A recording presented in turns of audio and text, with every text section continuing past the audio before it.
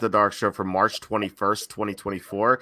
We're going to be talking some futures bets, Super Bowl 59, maybe perhaps MLB, basketball, hockey, maybe even NCAA tournament, with the tournament starting in less than 12, actually about 12 hours or so, like 13 hours. So, we're going to get into all that, plus our usual Game of Thrones chatter. Looking forward to hearing what Tom has seen this week. I think he's seen episodes 6 and 7 of season 1. That's right. And I watched it as well, so we're gonna have a nice analysis about it, and probably gonna have some people complaining that we're talking about Game of Thrones.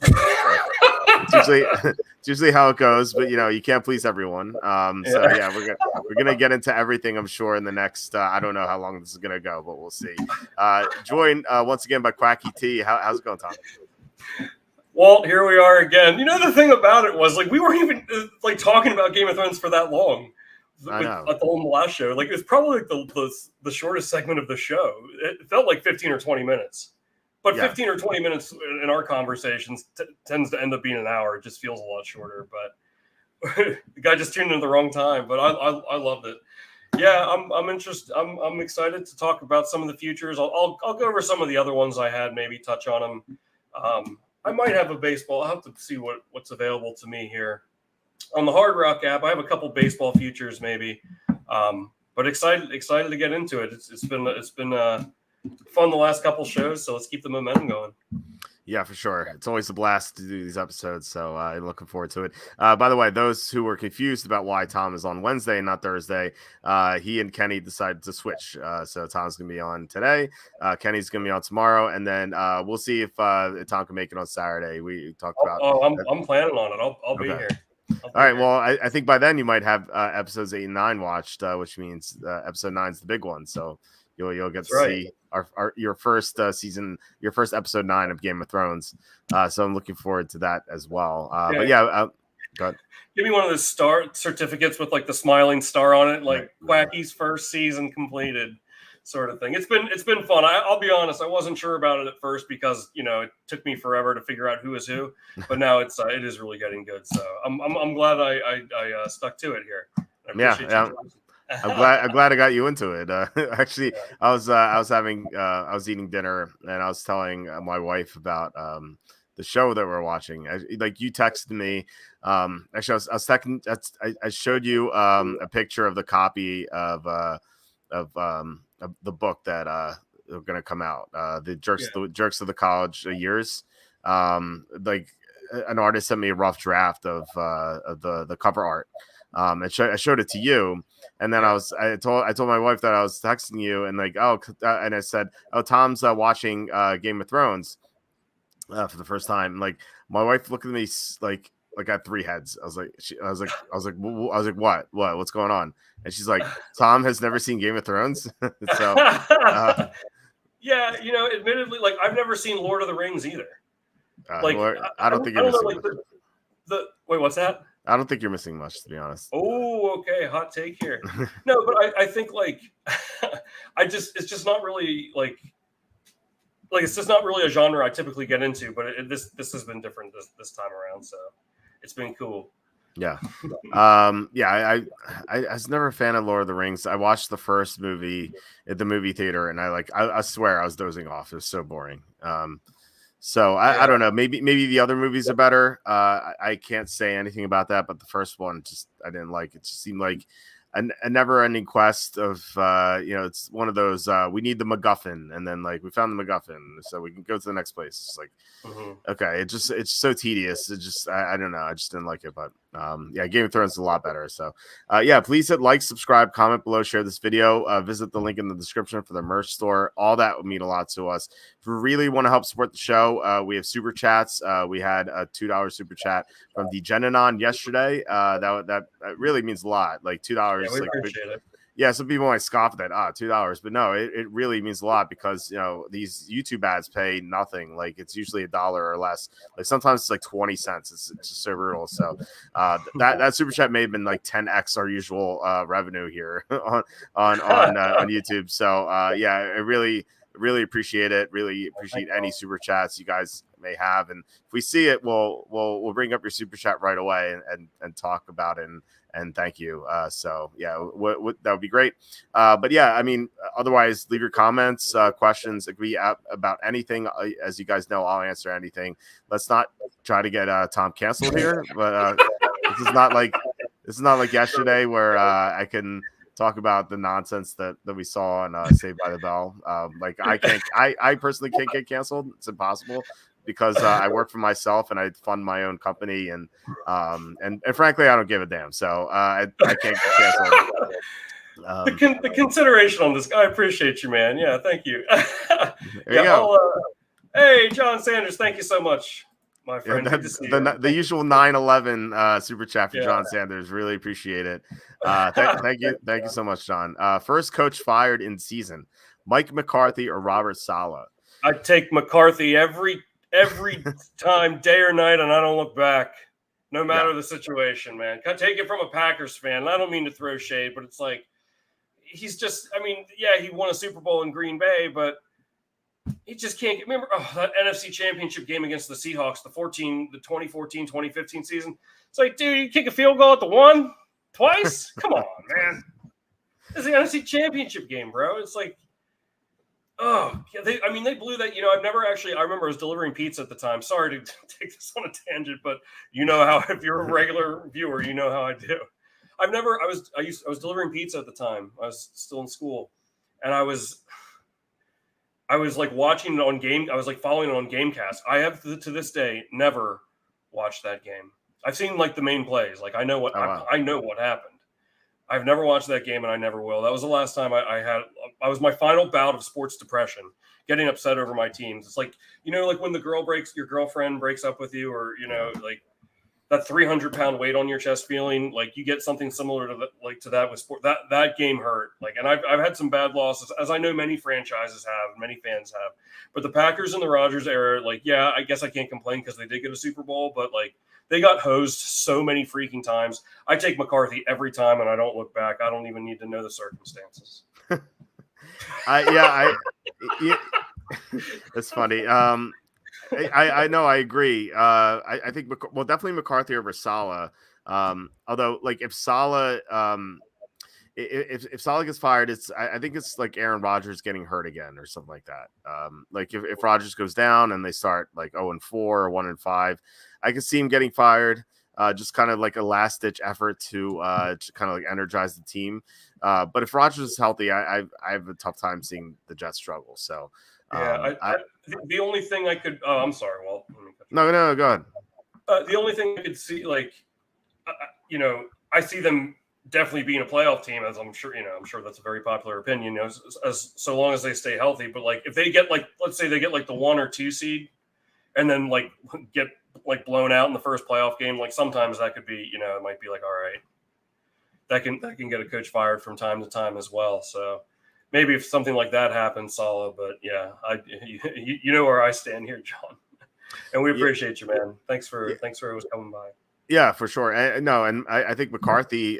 Something about him that I mentioned a few times a few weeks ago was that Charlie Campbell reported that Jerry Jones was so close to firing Mike McCarthy, but had to be talked out of it. If the Cowboys start slowly, like who's going to be talking Jerry out of it again? Like I feel like he's going to pull the trigger. And who knows? Maybe he hires his buddy Jason Witten, who Charlie said that Jerry Jones is going to interview. And I said this before. I think it was kind of like just get a courtesy interview just to get his name out there, because Witten's coaching high school football right now. So like he can't make the jump from high school football to NFL head coach. Like that'd be insane. Although like with Jerry Jones in his advanced age, maybe he does something like that. But I don't think that would happen, but I do think McCarthy over Saleh for sure. And as John also brought up, dark horse candidate Dennis Allen. I like that idea. The Falcons have improved. The Buccaneers, they kept their core for the most part. And the Panthers are going to be better. Sure. The Panthers are not a pushover again. Like they're still pretty bad, but they're not the worst team in the NFL, I don't think. I think Dennis Allen could definitely be fired. Like the Saints are spending a ton of money. If they start 1-5, I think he could go too. Hey, I think if the Cowboys start off slow, they should interview Emmett too, huh? That'd be great. Maybe just like a running backs coach, start them off slow. it would I guess like today, man. it would make the Emmett on the Brink series come to fruition, because that was I just spilled water on myself. Yeah, that would really, you could reinvent the whole series if that happened. I really could. And for those who you don't know what I'm talking about, Emmett on the Brink was the series on the site where it was it started like, I think it was like 08 or 09. Like Bill Belichick in this fictional series, Bill Belichick got caught cheating again. So Roger Goodell, as punishment for the Patriots, fired Belichick and installed Emmett Smith as head coach. And so this went like week by week, like Emmett like lucking in the wins, like when he had no business winning, and like just usual bad grammar and stuff like that, and a lot of shenanigans and whatever. So it was. I really do wish the network would take him back. I know. He was one of my, and like, all joking aside, it was so entertaining. Yeah. You know, like it was blowed out Rush Limbaugh. But yeah, that's right. What's up in a minute? They got blowed out. Yeah. Oh man. Their offense got debacled. There's so many classic quotes. Jeez. That was a long time ago. That was 07-08. That was the year that the Patriots the undefeated Patriots lost to the Giants. Holy cow. that was his first year, and then he came back for another year. And I think like I feel like ESPN really worked on him on his grammar. And I think he did get a little bit better, but it was I feel like it was like a Flowers for Algernon situation where he just could like regress very quickly, because as you may have seen his tweet about Muhammad Ali. I brought it up before, but when Muhammad Ali passed away, he said, "Float like a bee, sting like a butterfly." Like, that's so bad. It's next level. It's next level. Yeah. John also says hated Lord of the Rings, loved Game of Thrones. So you're in the same boat as I am. I don't get Lord of the Rings at all. Again, maybe the other movies are better, but the first one I couldn't get through it. It's just so bad. Sue says, didn't Russell Wilson throw 5 or 6 interceptions in that game? I mean, I don't think it was that many, but I mean, not play well. I don't know. I don't know if it was 5 or 6, wasn't it? No, it was. And that he had at least. It might have been 3. It might have been 3. Yeah, I think it was 3. Yeah. Where Clinton Dix picked him off, I think, maybe twice. But yeah, it just that game really hurt. That game really hurt. Yeah. That was the hardest as a Packers fan I ever dealt with. That one really sucked. But you know, at the end, I'm glad, because I swore off my sports depression after that. So that was the last time. It's been 84 years.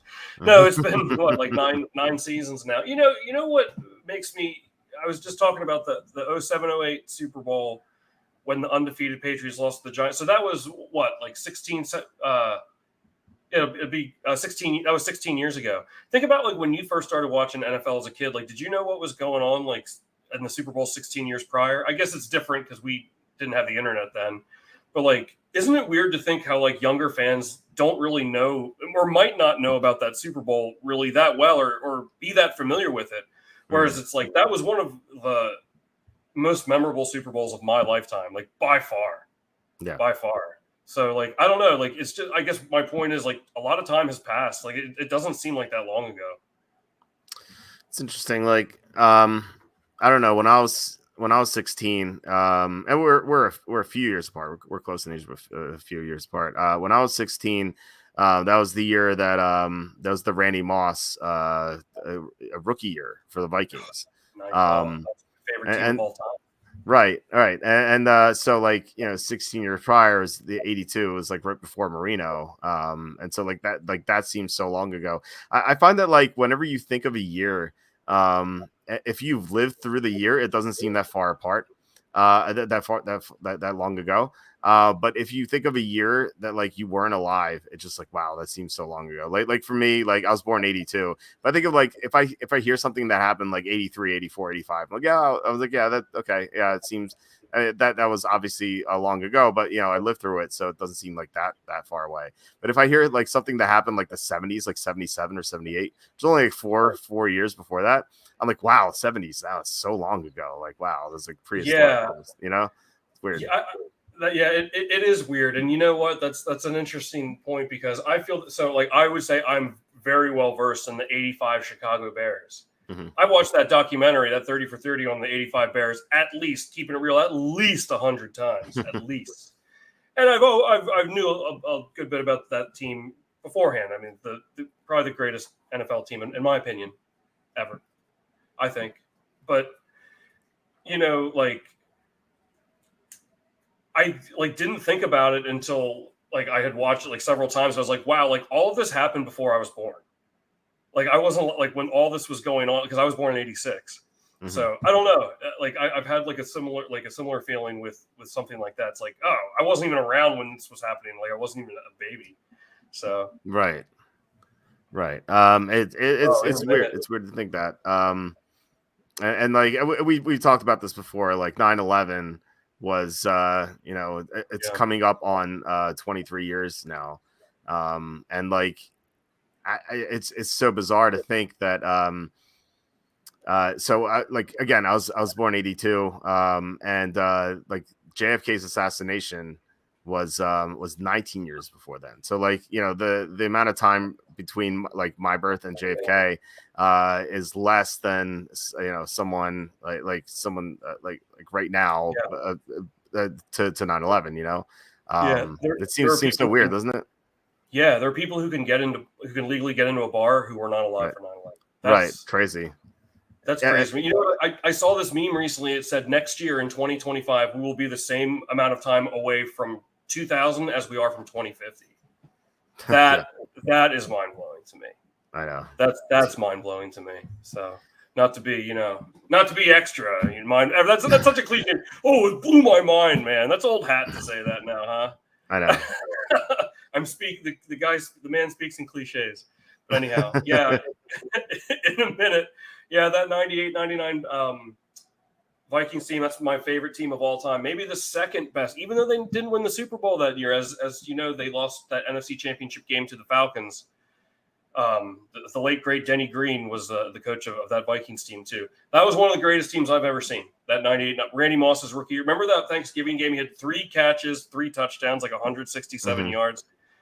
God, you just couldn't catch him. And I love that team. So, yeah, I'm with you in a minute. Great stuff. John, that's true about 9/11. McDermott is going to have to find new speech to reach his rookies. Oh,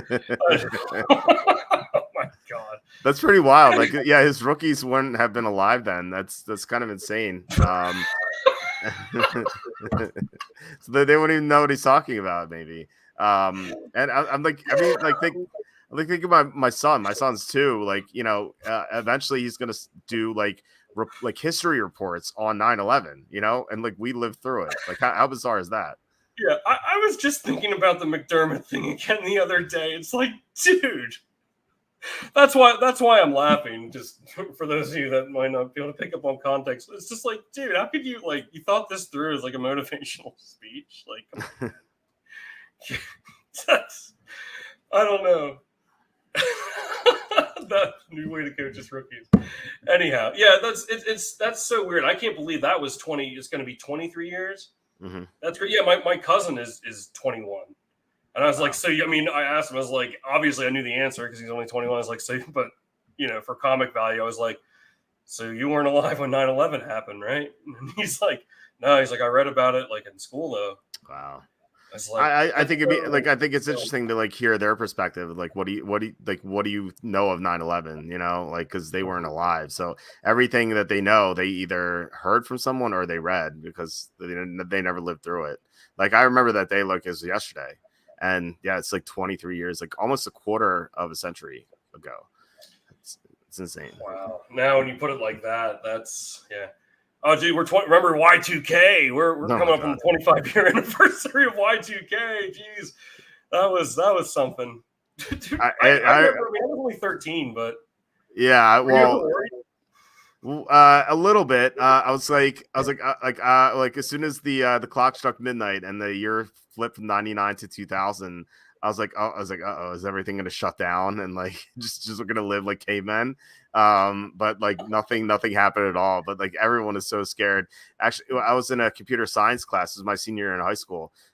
we had to do a project where we had to change all the dates from 99 to 2000, 2 digits to 4 digits. It's like we had to write code to change it. Wow. Yeah, so like everyone was obsessed with it, and like nothing happened. It was like the biggest nothing burger of all time. I'm gonna start a Quacky merchandise line, and I'm gonna make shirts that say "I survived Y2K." My logo on it.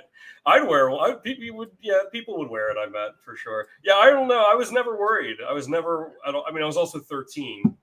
So I mean, how much stress do I really have in my life at that point? That's true. But I never thought. Remember, like planes are gonna fall out of the sky, and like everything's gonna shut off, and yep. It's like I never for a second was like, worried at all. I was just I was a little worried. I was like, I wonder what's gonna happen. But I wasn't like stressed out about it or something like that. I speaking of shirts, I do want to get a bloodbath shirt, and I want to have ChatGPT design it, and like just have a bathtub with blood in it. just put it on a shirt. Like see like how many people understand it. How many people do you think were like really, really? I mean, it's definitely, when I say it's a non-zero number, I know it's a lot of people, but like, how many people do you think were like really, really having a freaking cow like over Y2K? And I'm not talking about like people that work in like the IT industry that like needed to fix it. I mean, like what percentage of people do you think were like really stressing out? Like going like thinking like apocalyptic sort of thing. It was, it was probably the older people because, it was my computer science teacher. He was in his 50s, I think, and he was like, "Oh, let's write code to fix this." And I feel like it was every adult telling me it was gonna be a disaster, whereas like everyone my age was like, whatever, what's gonna like, who cares, Yeah. If everything goes to crap, we can just still smoke weed and stuff like that, and whatever, like no one cared. No one my age cared. It was just like I feel like the adults are just scaring us the entire time. Yeah, well, do you remember those commercials like those anti-marijuana commercials? And it was just like marijuana will ruin your life. You remember there was this one, maybe it was just like local to like central Pennsylvania, but it was like whatever way, like the commercial was like whatever way you have to talk to your kids about marijuana, like do it. And it was like this dad, he was doing like a rap to his son about marijuana, and it's like the whitest thing you've ever heard. You never see the wacky weed. No. It is bad. This I know. I am your dad. That was they had like a whole like ton of commercials like anti-marijuana, and now it's like the cure for cancer. So, like, isn't that strange how that changed? I remember like commercials being like there's like an egg, and the voice would be like, "This is your brain," and then they crack the egg and be like, "This is your brain on drugs. Any questions?" And I'll be like, I have a question. Like, this doesn't make any sense. Like what? Can you explain? Like, can you please explain how this makes sense? Like, I have a question. This doesn't make any sense. Yeah. I mean, I don't think like that egg as the brain. Like, that's not drawn to scale. Like, no. That's not what a brain freaking looks like, bro. No, so if you do drugs once, like your brain splits open. Like what? It's so stupid. Yeah, it's just like. I feel like that's not, like that is kind of like it was such a popular ad. I remember like I never really questioned it like until like the way you did just now. Yeah, like there's any questions? Yeah, I've got a few. Like didn't it like crack it? Like what did it crack it on? Wasn't it like a sidewalk or something, or was it just like a? I think it was in a frying pan. Regular skillet. Yeah, it was under something like that. It was so stupid. Yeah, like I mean, like you're not going to reach young kids that way. Like I mean, really, like they're different sorts of drugs. Like weed, like who cares? They like the heavy stuff. You should be talking about that. Like they never differentiated between that stuff, like in like their classes and whatnot. And I always thought too. Like two things. Like remember they used to be like, and I think this is still important because there's definitely weird people out there, but they're like, check your kids' Halloween candy. It's like, like they say like they put like razor blades, but they might put drugs in them. It's like Dude, ain't no pothead putting their edibles in your kids' candy bag. They ain't just giving them away, man. Like that's not a situation unless they're just like really no one's giving that crap away for free. That's true. There's no way. And then also like didn't the DARE program really? And I mean, I guess this says something about how I grew up too. So whatever. But like I was always under the impression like with DARE that like a lot of people were going to be like offering me drugs like all the time, and I don't think I've ever been like. I don't know, like by anybody, like I was under the impression like I'd be walking around the street and people would be like, "You want to try some drugs?" You know, like in my like, you know, when do you start getting this 10-year-old mind? You know, so. Yeah, I always thought that was like a high school thing because we had that middle school and like grade school, and I went to a small school. Like, it was in our graduating class in middle school, we had like 60 people. It was super small, and then I went to a high school with like 900 people in our class. So, Wow. I figured that like I would encounter that in high school, and I really didn't. Like, there were people who were always showing up high in class and stuff like that. Like. This one day I remember it was a chemistry class. This guy Eugene was like always sitting in the back, and we got a pop quiz, and like he was so stoned. He's like, "Oh man, is this a pop quiz?" It's just like he looks so like he was so out of it. And like this dude Pete, who used to like sell drugs, he like sat next to me. And he's like, "So Walt," and like during the quiz, he's like, "Walt." I like turned around. He's like, "Walt, let me see your test."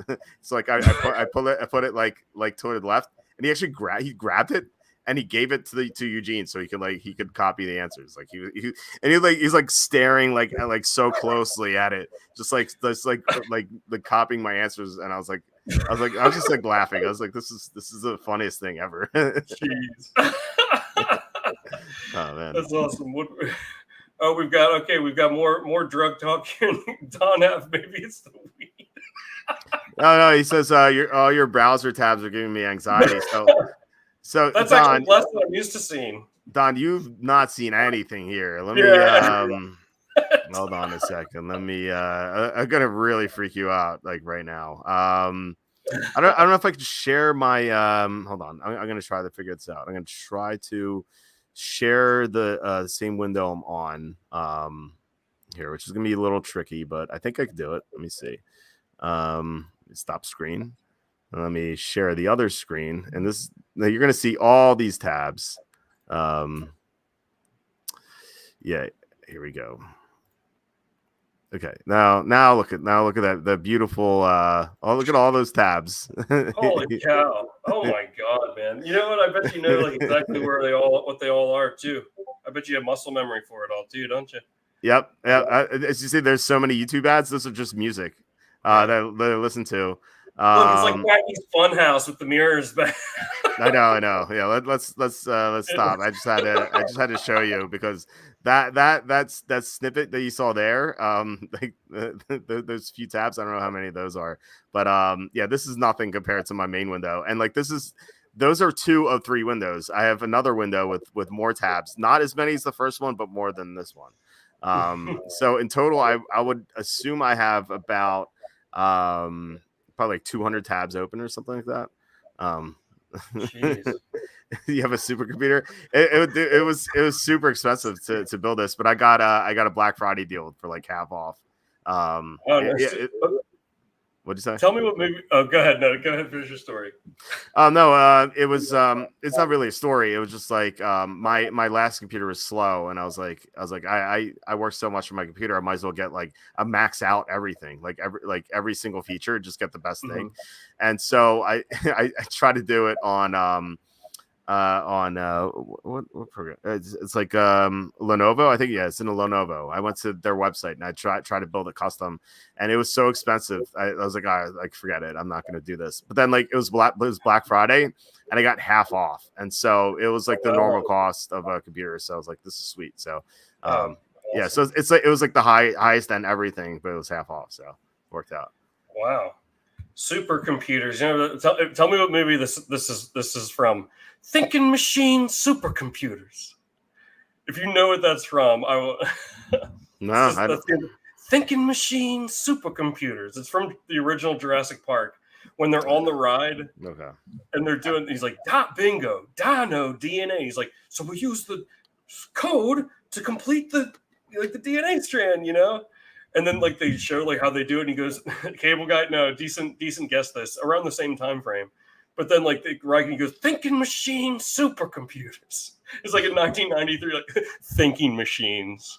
What were thinking machines back in 1993? Thinking machine supercomputer. I saw Jurassic Park in the movie theater actually. When it came out. I saw it last year. They rescreened it for the 30th anniversary. I actually went to the theaters. Degeneron, $5. Thank you so much, Degeneron. Really appreciate it. Digging the frequency of the streams. Hope all is well. Yeah. We go live every Tuesday, Wednesday, Thursday, Saturday. And like Monday's tough because during the season it's Monday Night Football, and then when it's the off season, I'm doing my mock draft on Monday to publish on Tuesday. So like it's tough to go live on Monday, but I'm gonna try to get like. I don't know if I can convince Charlie to go live on Monday or like someone else who works for the site to go live on Monday. I think that'd be pretty sweet too. But I just can't do Monday. And I figure like Friday's a dead day because like everyone's going out to start the weekend. And then Sunday during the season, this is ridiculous with all the football games going on. So I figure that like those are good days to do it.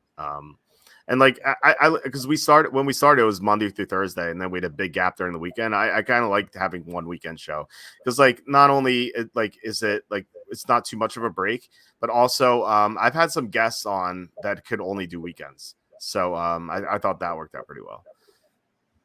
Yeah, well, hey, you know what's going to end up happening because I'm going to be on twice this week. We're going to end up because we always let everyone know Walt and I have joked as we've been friends for coming up on 20 years now. If we could talk for 24 hours straight, that's probably going to like not literally that, but it's going to start coming close to that. I bet eventually. So I'm glad you're digging the frequency. It's been so much fun to be on here, and I've been having a great time. So Degeneron, thank you. Hopefully we'll be seeing even more of us. So. Yeah, I would love to do a 24-hour stream, but the wife and kids, the wife might have some issues there with the two kids. I think when the kids are old enough, I think that'd be something cool to do. So that's definitely in the future. For sure. Well, I mean, we've been doing not this, but we've been talking sports for 20 years. It's like we're probably going to still be here in another 20 years doing the same thing. So I know. It's pretty wild that like you just said, like we're going to be friends up on 20 years. Like like as of the fall, it'll be like 20 years since I met you, which means nothing to people listening. But like just talking to you, it's just like man, 2 decades. It's crazy. Yeah. It's wild. Wild. And it's really hit me too because I'm publishing the book like Jerks of the College Years, which is just Jerks of the Week from my college years, all the stories about all the weird people who lived on the floor with us and all my professors and whatnot. And like I'm just kind of like reliving like all those stories, and so it really seems like yesterday. Yeah. Hey, is there any chance that I was a jerk of the week before you knew who I was? No, it wasn't. No. Tom, there's so many weird people on the floor, man. They're like, there's no way, like you would have made the cut like anywhere close to it. It's like, yeah. I guess that's kind of true. We had a whole cast of characters. So. We did. All right, we had a few comments. Sue asking, is Walt in the path of the upcoming solar eclipse? Is that reference to the light here or something? I don't know. It's like it's weird lighting here. It's weird lighting. Like usually, if I'm on a show like Odd Shopper, where like I have to seem more professional, I have front lighting, which seems like makes it a lot better. But like this is like a small window, so I don't think like people care too much. If I went full screen, I would definitely do something about that light in the background. But then Cassandra says no, he's a mushroom in darkness. It's actually the mushroom in dank darkness, as that's what Woody Page referred to me as in 2012. Does he have you blocked though? Does Woody Page have me blocked? I don't know. Is he even on Twitter? I don't know. Jeez, I haven't thought of him in a while. Woody Page. I'm not sure I knew that. You didn't know that he called me a mushroom in dank darkness? I don't think I did know that. Yeah. So in 2012, quick story. In 2012, I used to do this all the time. I published a history of my mock draft. So I was like, this is my first mock draft. This is what it looked like. Second mock draft, third mock draft, so on. And I had like 50 because like I update every week and like sometimes multiple times per week. So it came out to like 50. And like Woody Page wrote an article. I don't know what motivated him to write this article, but he wrote it in the Denver Post. And he's like, there are some people who published 50 mock drafts. He never referred to me by name, but he was like, there are people who published 50 mock drafts. It's obviously me. And he's like, these people are mushrooms who live in dank darkness. I was like, this is my job. Like, first of all, I was like writing mock drafts. And like, second, why do you have such an issue with this? So, it's such a weird thing to write about. Yeah. I don't know. But yeah, that is strange. Like, so what? Like, you're just like, that's the thing. At the end of the day, like, if you put like, if people like it, they'll come check it out. If they don't, they won't. Like, why does it? What does he care? And look, I didn't have a problem with it. I actually emailed him and I said, thanks for referencing me. I would just wish you referred to me in person, like by name or by website. So I actually like thanked him for mentioning me, but he never replied. Of course, I wouldn't expect him to. He probably doesn't know how to operate email. He just, I don't know. Dank Darkness sounds like a good time, to be honest. Yeah, I know. Yeah, I know. You got to embrace the dank darkness. Exactly. All right, so let's go on a topic here. John asking, what's your favorite NFL future? Let's go with like the Super Bowl odds, the Super Bowl 59 odds, which have changed. So like the Bears were 50-1, now they're 40-1. Actually, they started 40-1, they went to 50-1, now they're 40-1. I know the Chargers were 30-1, they went to 40-1. I assume that's because the receivers that they let go of. And so like some stuff has changed. The 49ers are favorites, which is a little weird. I thought the Chiefs would be favored. Some numbers that stand out, the Bengals at 15-1. Joe Burrow's going to come back. I thought last year when he was healthy, like they looked like the best team. Remember that Sunday night game where they like demolished the Bills? Like they looked so good in that game.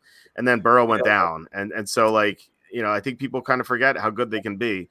15-1, it seems like pretty good. And it always seems like the Bengals match up well against the Chiefs. They always play them really well. So I'm interested in that. Eagles is 16-1. They're going to bounce back. They improved their secondary with Chauncey Gardner-Johnson, and I assume that they're going to spend their first round pick on a corner. Or it could be a receiver too, but we'll see. But yeah, AJ Brown's going to stay. Like there's some rumors that he was going to go and he's going to stay. And I just think they're a good team overall. Packers at 22-1 seems pretty good. Like they were so strong to end the year. They got Josh Jacobs. I feel like I don't know if he's as good as Aaron Jones, but he's like really close. And he's younger and he has better luck staying healthy. So it's probably going to be better for them, even though I feel like they overpaid it, but still, like it's still going to help them out a lot. And like Jordan Love was so good down the stretch, especially in games where he had Aaron Jones, and like now he's going to have Jacobs. So, and also the receivers are going to be a lot older too. Well, I mean, they're all going to progress 1 year. They were either rookies or second-year players last year. Now they're going to be second or third-year players. So I think that's going to make a big difference. And Watson's going to be healthy. Well, I mean, he was pretty much a non-factor once he got injured until he came, So, assuming he stays healthy, that's a big, like, look how well they did without him or him in a very minimal role. So, I know I'm a homer as a Packers fan here, but I really love him at 22-1.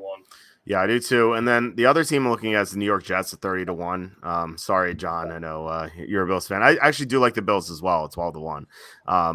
They're always going to be in the mix with Josh Allen. But I think they're an interesting team. But they're like a team that I'm gonna like try to get a better number on. Like say if they lose the first game of the year, they could be 15-1. And so I think like you might try to hit that. So I did that with them last year, or like to start the year, I think they were like 8-1 or something like that. But then when they lost to Denver Monday Night Football, they were 18-1. And so that's when I bet them. So I always like try to get like bet like good value with these teams during the season. And like these top four, 49ers, Chiefs, Ravens, Bills, I don't have interest in the Ravens. I think they lost too much. But the Niners, Chiefs, and Bills, like those are three teams that like you want to try to find a bargain on if they have like a cold spell during the regular season. But like anyway, so the Jets are 30-1.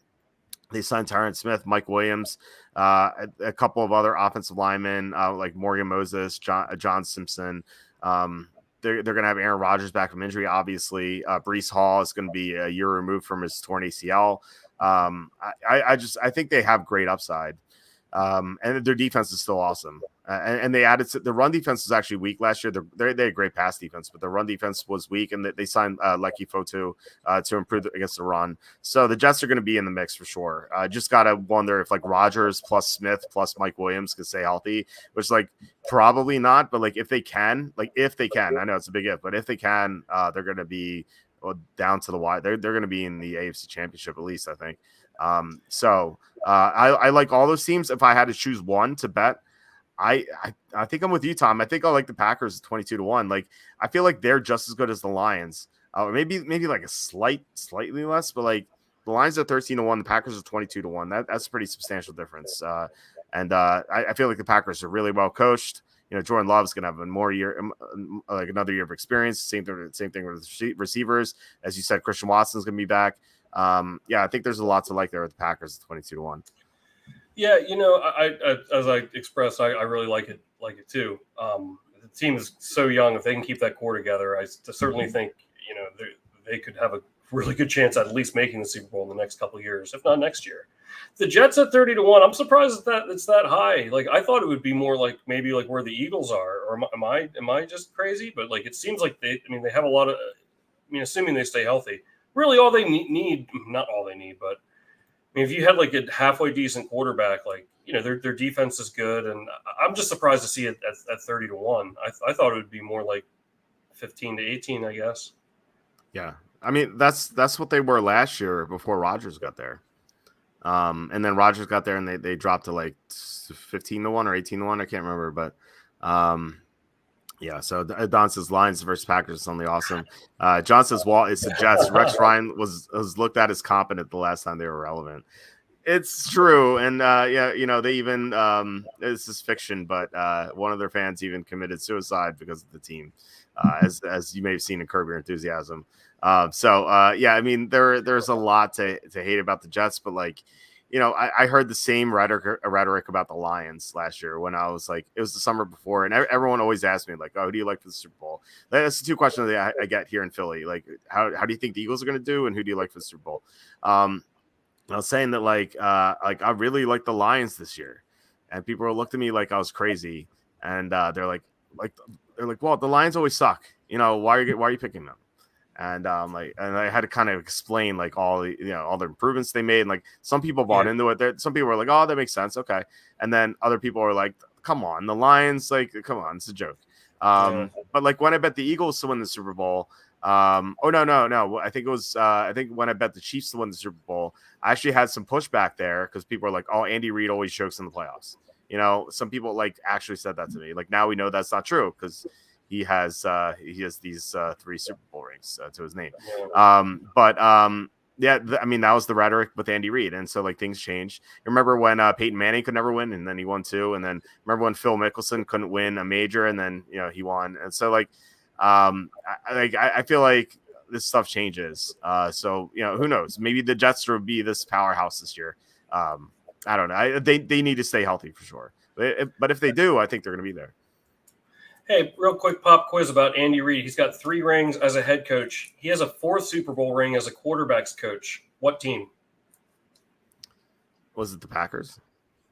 You got it. Okay. You got it. Super Bowl 31. It seemed too easy. I was like, I know he was a Packers assistant coach before he got to the and I guess it would kind of maybe be obvious that a Packers fan myself gave you Packers trivia. But yeah, he was a quarterback's coach when Favre won the Super Bowl 31.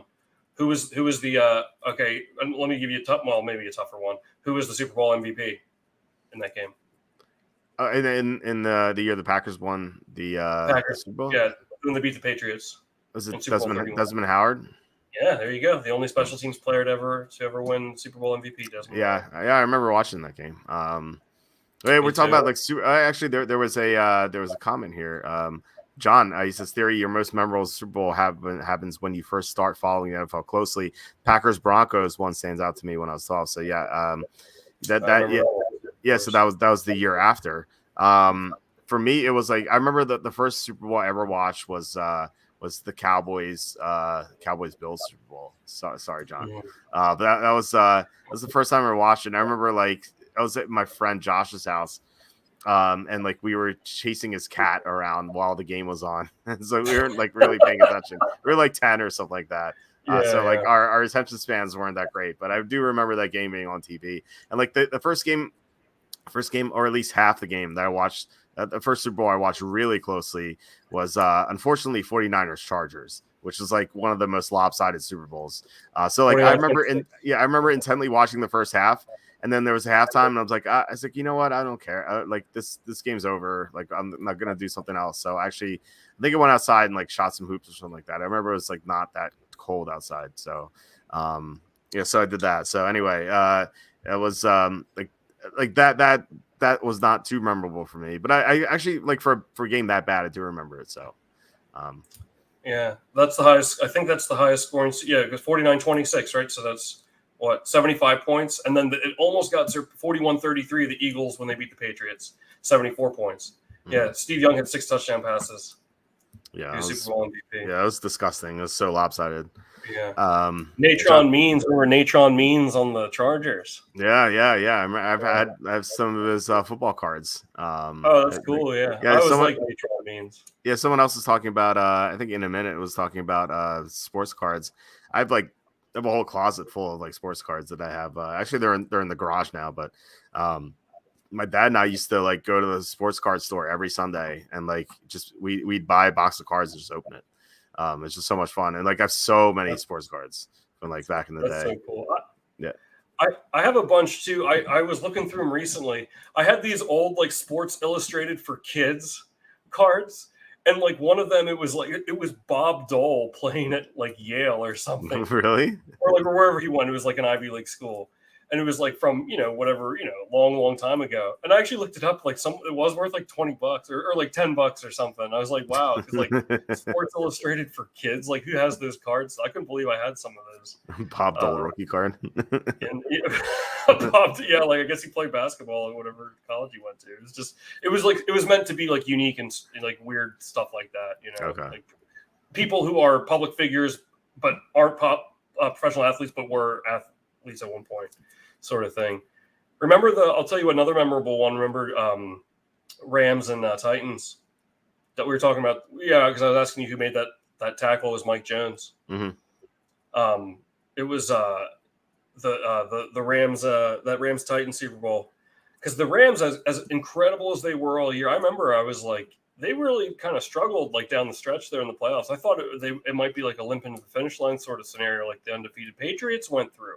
Mm-hmm. But no, they got. I mean, what a dramatic ending! Oh, the late great Steve McNair. Yeah, that was a push. I think that was the last time the Super Bowl pushed, wasn't it? Oh, I'm not sure. You'd know better than I do. Yeah, that was a 7-point spread and landed on 7. And I remember having a tough time handicapping that game. That was the first year I did picks on the site. Oh, really? Yeah, 99. And I could I really went back and forth on that game. I was like, man, I don't know which team to pick, and then it ended up being a push. It didn't matter. Yeah, wow, that's funny. And the next year was the Ravens, when that Ravens defense was so incredible. Stop me if I told you this story already. My uncle at the time that year, he worked for like advertising in a newspaper. This is like 2000. Mm-hmm. So he worked advertising in a newspaper. He didn't know anything about sports though, but they had like a pool, like a playoff pool. It was just pick outright winners, like a bracket. They did a bracket. So he's like, Tommy, like just pick them, and like I'll hand it in. Like we'll split the money. I went through and I picked every single game correct. I picked every like straight up winner, including the Giants. Remember they beat the Vikings 41-0. Like it was. Yep. But I remember because everyone, like I guess a lot of people picked the Vikings in the bracket, but like I picked the Ravens to beat the Giants in the Super Bowl. And I picked up. There's no way I could do that today. And like I did it as I was like 8th or 9th grade. Yeah. And I'll never forget, after the conference championship games, my uncle called me. He's like, Tommy, he's like, it doesn't matter. Like the Ravens don't even have to win. Like we already have the money. He's like, because your bracket was so perfect, like up to that point, like, and he's like, a lot of people took the Vikings anyway. So like, there's no chance we can lose. And then just to boot, I did complete the perfect bracket. I mean, obviously it's not like a Final Four bracket, but That was my claim to fame when I was like 13 years old. No chance I can do it now. That's awesome. Yeah. I think I won like $300 for like an 8th grader. That's a small fortune, man. No, I mean, no, of course. Yeah. I mean, that's awesome. Yeah, I said this before, but like my first foray into sports picking was, like I was in high school, and that sports cards store that my dad and I went to, they would have weekly pools against the spread. And it was like whoever won got to pick their own box of cards to take. And I remember going like 12-2 against the spread or something like that one week, and I won. And I remember like handing in my paper, and like some guy commented, "Oh, 12-2, that's pretty good." And I'm like, "Oh wow!" Like I was like, maybe I can be good at this. So wow, yeah. He said 12-2. That's pretty good. I'd say that's very good. Yeah, I know he was. Yeah, it's kind of this. Like kind of like tongue in cheek, sort of. Yeah. Yeah, like not bad there, Bucko. Sort of. Right. By the way, we had to sweat out that Sixers Suns game. The Suns ended up covering. It was -9.5. It was a 10-point game with like 18 seconds left, and the Suns hit a 3. Luckily, like I was because like the Suns were up. I saw like I've been checking the score here and there. The Suns were up by like 20 something at one point, and I was like, okay, this is gonna be a win. And then apparently the Sixers had this great comeback to almost cover the spread, but the Suns won by 13. Luckily. Okay, beautiful. Yeah, so it was like, oh, not bad there, Bucko. Remember when you were a kid and you'd go to the office? Was it? This has to be all doctors that do this. Like, coming like, hey there, cowboy, or like, what do they call like, hey there, all-star? Yeah, right. Tiger. Someone can call you Tiger. Yeah, sport. You ever get Tiger? Yeah, sport. I got all-star. I was an all-star, in my own mind. Yeah, I always thought that was. Could you imagine if you went to the doctor and they said that to you now? How old are you now? 40, 41? 40. Yeah, I'm gonna be 42 soon, but yeah. Oh, geez, I'm gonna be 38 this year. Yeah, you're gonna be like, hey there, Tiger. Tiger. What if it's the opposite when you get old? Like you're this great thing when you're a kid, you're an all-star, like whatever. What if you're like when you're old, you're like, oh, hey there, bench warmer. Hey there, scrub. Yeah. Practice squad filler. Yeah. You know what term I can't stand is I hope this doesn't work against me. People like strangers call you boss. Oh, what's up, boss? Like I mean, I'm not gonna like blow a gasket over here. Walt 63. No, my niece who's that's right. Just turned 7 today. You know, it's past midnight. I was asking her because I was at my mom's house, and she was there and her sister was there. I was like, Amelia, how old are you gonna be? Because she said her birthday's coming. She's like 7. I'm like, oh, how old do you think I am? And she's like, 63. It's like, man. Jeez, no love. No, not at all. It actually reminds me when it was my birthday a few years ago. I think it was like my 39th birthday or 38th birthday. And my 2 nephews who are now they are like 10 and 7, but this is like 3 years ago, so they were 7 and 4. And so they were over my house we had people here from my birthday, and they were here, and I was like, hey guys, Zach and Johnny, like, how old do you think I am? And Zach was like, he also overestimated my age. He was like 62, and Johnny goes like 10. I was like, Johnny, you think I was 6 years older than you? Jeez, that's quite a growth spurt then you had. I know. That's pretty impressive. What was now? I can't remember what. It's fucking all-star and sport and all that. Yeah. Boss. I don't like when. Boss. I mean, I'm not gonna like flip out on someone if they call me, but like they're like, "What's up, boss?" Like, it's like, dude, like, you don't know me, man. I don't know. I mean, like if someone was using it ironically, it's fine. What were you saying? Feels like a compliment, though. Like. Yeah, in a way, but like, I don't know. There's something too like broy about it, and I don't know, and I'm very much not that. Is boss worse than chief? Chief, you don't hear chief too much. I think chief can be condescending. It's like, oh, hey, chief. I don't know, chief. Yeah, that's You do. What is your secret, Walt? To look like you do at 62. All this I remember moisturizer. Yeah. there was this moisturizer. There was this kid Tony that I went to high school with. We went to like a band trip at Virginia Beach. So he's like a high school senior, and he bought this shirt like on the boardwalk that said, "This is what 60 looks like." I don't know why. I always thought that was so fun. He's like a 17-year-old kid. I don't know. Like as a fellow like 17-year-old, I thought it was hilarious. But yeah, that's funny. You got the moisturizer. I know. Yeah, of course. That's the trick. I don't look a day older than 42.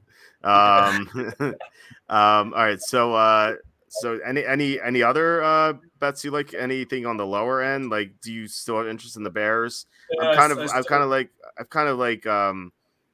I still like them a little bit. I don't know if I'm going to bet them now. I feel like they haven't done enough this all season. Like, yeah, they got Keenan Allen, but like it's so much cap space that they didn't do anything with it outside of the Keenan Allen trade. And so it's like they signed DeAndre Swift. Like, who cares? Like that doesn't really improve their team. I think that was a mistake. Chargers I liked before, definitely not now because they got rid of their receivers. Rams I liked before, but Aaron Donald retired, which is a shame because I really like the Rams if Donald was still there. I would have too. Yeah. The Jaguars. The Jaguars are 40-1. Yeah, what do you think about that? I try to think about like who they added.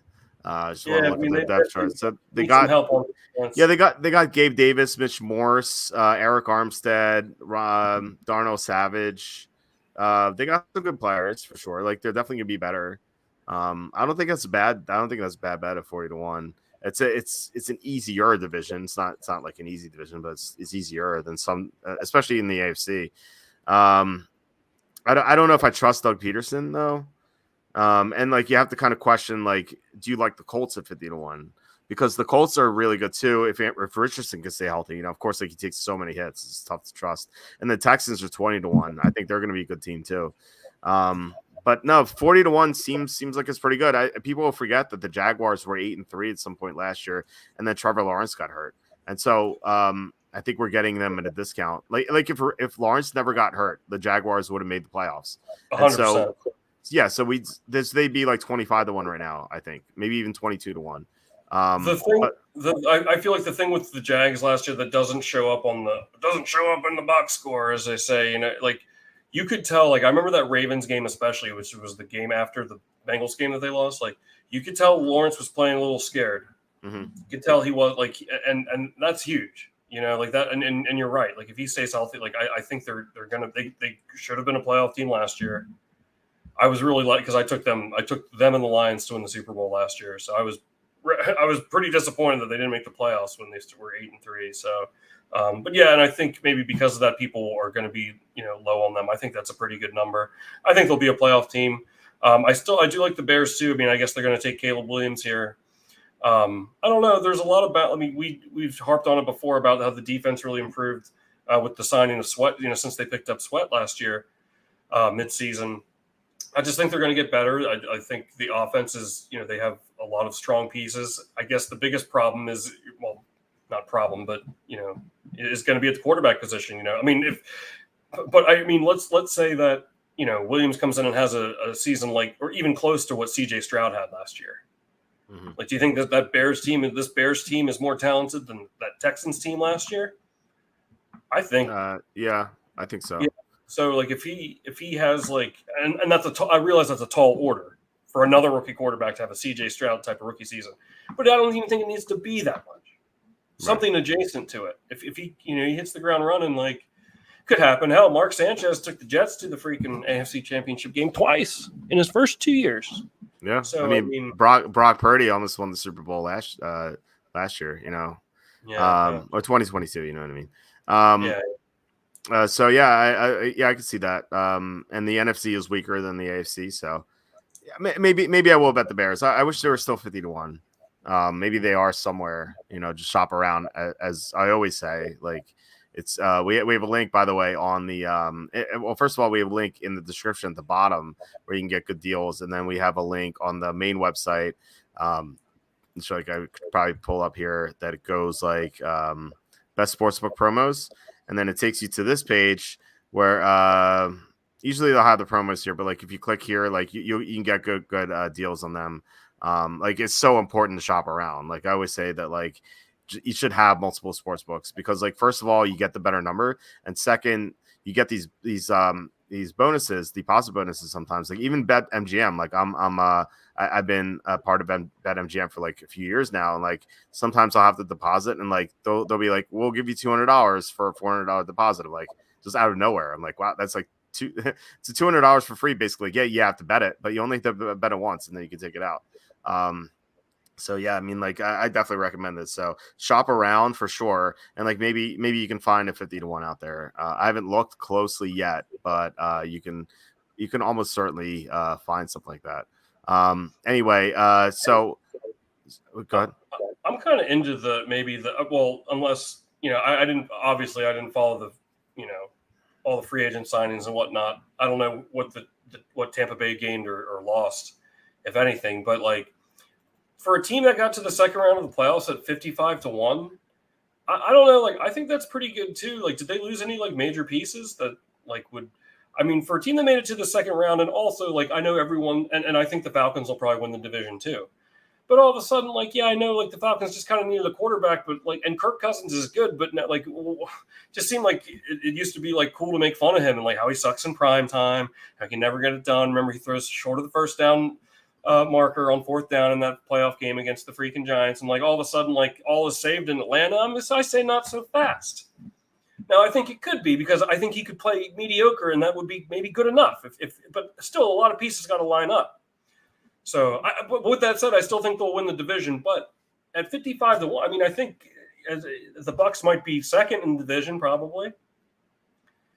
Some of the Saints. I don't like the Buccaneers. I thought they were so lucky to win all those games last year. Like they're so fortunate at times. Like there's so many games they won that they should have lost. And so I think that like I think they're pretty inflated right now. I think they're a good under bet. And plus they lost their offensive coordinator, Dave Canales, who did great work. Okay, so that all right. Well, that pokes some holes. Yeah, like I said, I don't know what they did. Coaching or I said more personnel change, but personnel changes and I meant player free agents. But you don't think getting second in that division will accomplish everything? Yeah, you're probably right. But I'm saying that they're probably the main competition for the Falcons, who are the favorite in that division, is what I mean. So I don't know. I think that's a decent number, but I didn't know about what you said. What did you say? Their offensive coordinator? Yeah, Dave Canales. Speaking of Canales, he's their head coach of Carolina. And Andrew saying Panthers might be worth a shot. Before you called me crazy, remember a little bit about the 2017 Rams. You don't remember the Rams in 2017? They were supposed to suck when they took Jared Goff. Yeah, Jared Goff was just awful in 2016. I actually wrote this in my first book, A Safety and a Field Goal. And like, Jared Goff had one of the worst statistical years of any quarterback ever in 2016. Like not just rookies, like ever. Like he was up there with like Brady Quinn circa like 2013. Like when like Quinn was throwing passes out of bounds like nonstop. Like that was how bad Jared Goff was. He was horrible. And he just looked like a complete bust. And then Sean McVay worked his magic, and he turned Goff into a quarterback who could take the team to the Super Bowl and forget the snap count in the Super Bowl. But like he did such good work with him. But yeah, I think it's a great point by Andrew saying that like I wouldn't like completely write off the Panthers. Now, like I don't think they're going to be that good. However, I think that they're worth. I wouldn't bet them to win the Super Bowl. Like I have a really tough time seeing them win the Super Bowl. But I do think that there's some merit to taking them over win total. Now I don't think those are out yet. They usually don't come out until after the draft. But like whatever their win total is like maybe it's like 5. Because they're one of the worst teams in the NFL last year. Like, I think that it's worth taking them over because, like, first of all, they're going to have an easy schedule in that division. And second, they're going to be much improved. Like they signed some really good players. Now I know they lost Brian Burns, which is a huge deal, but like they got Deontay Johnson, they got Damian Lewis, they got Robert Hunt, DJ Wanham to replace Burns, Josie Jewell, really good linebacker. They got him, Jordan Fuller, talented safety, Dane Jackson, it's not great, but like he's an upgrade over like what they had otherwise. But they added some real talent to their team, and they don't have the draft capital to really improve. But I feel like that the moves they made, it's like this looks like a six or seven win team to me. I think so, especially in that division. So I kind of like their over. I think you just sold me on it too. The thing is, I mean, don't get it twisted now. Get me right. I mean, I'm not trying to sit here and say that the Panthers were good by any stretch, but they did play better near the end of the season. They started putting together a couple wins there, and then remember that Packers game they kept really close. Really, they should have beat the Bucks in that last. I mean, not should have beat, but like remember that touch? What was it? Chark fumbled at the 1. Oh, it was no. They should have won that game. They lost 9-0. They had a touchdown called back by penalty, and they had a touchdown wiped out because of a fumble into the end zone. Yeah, so I mean, I think it's pretty objective to say that they got better near the end of the year. Now the team's better, so I think you talked me into the over win total there. I don't think Andrew Paul. I think there's definitely some merit to it as well. Yeah. John said that the Rams team got bounced in the wild card. Yeah, they lost to the Falcons. I mean, like eventually, he turned Goff into a quarterback who could get to the Super Bowl.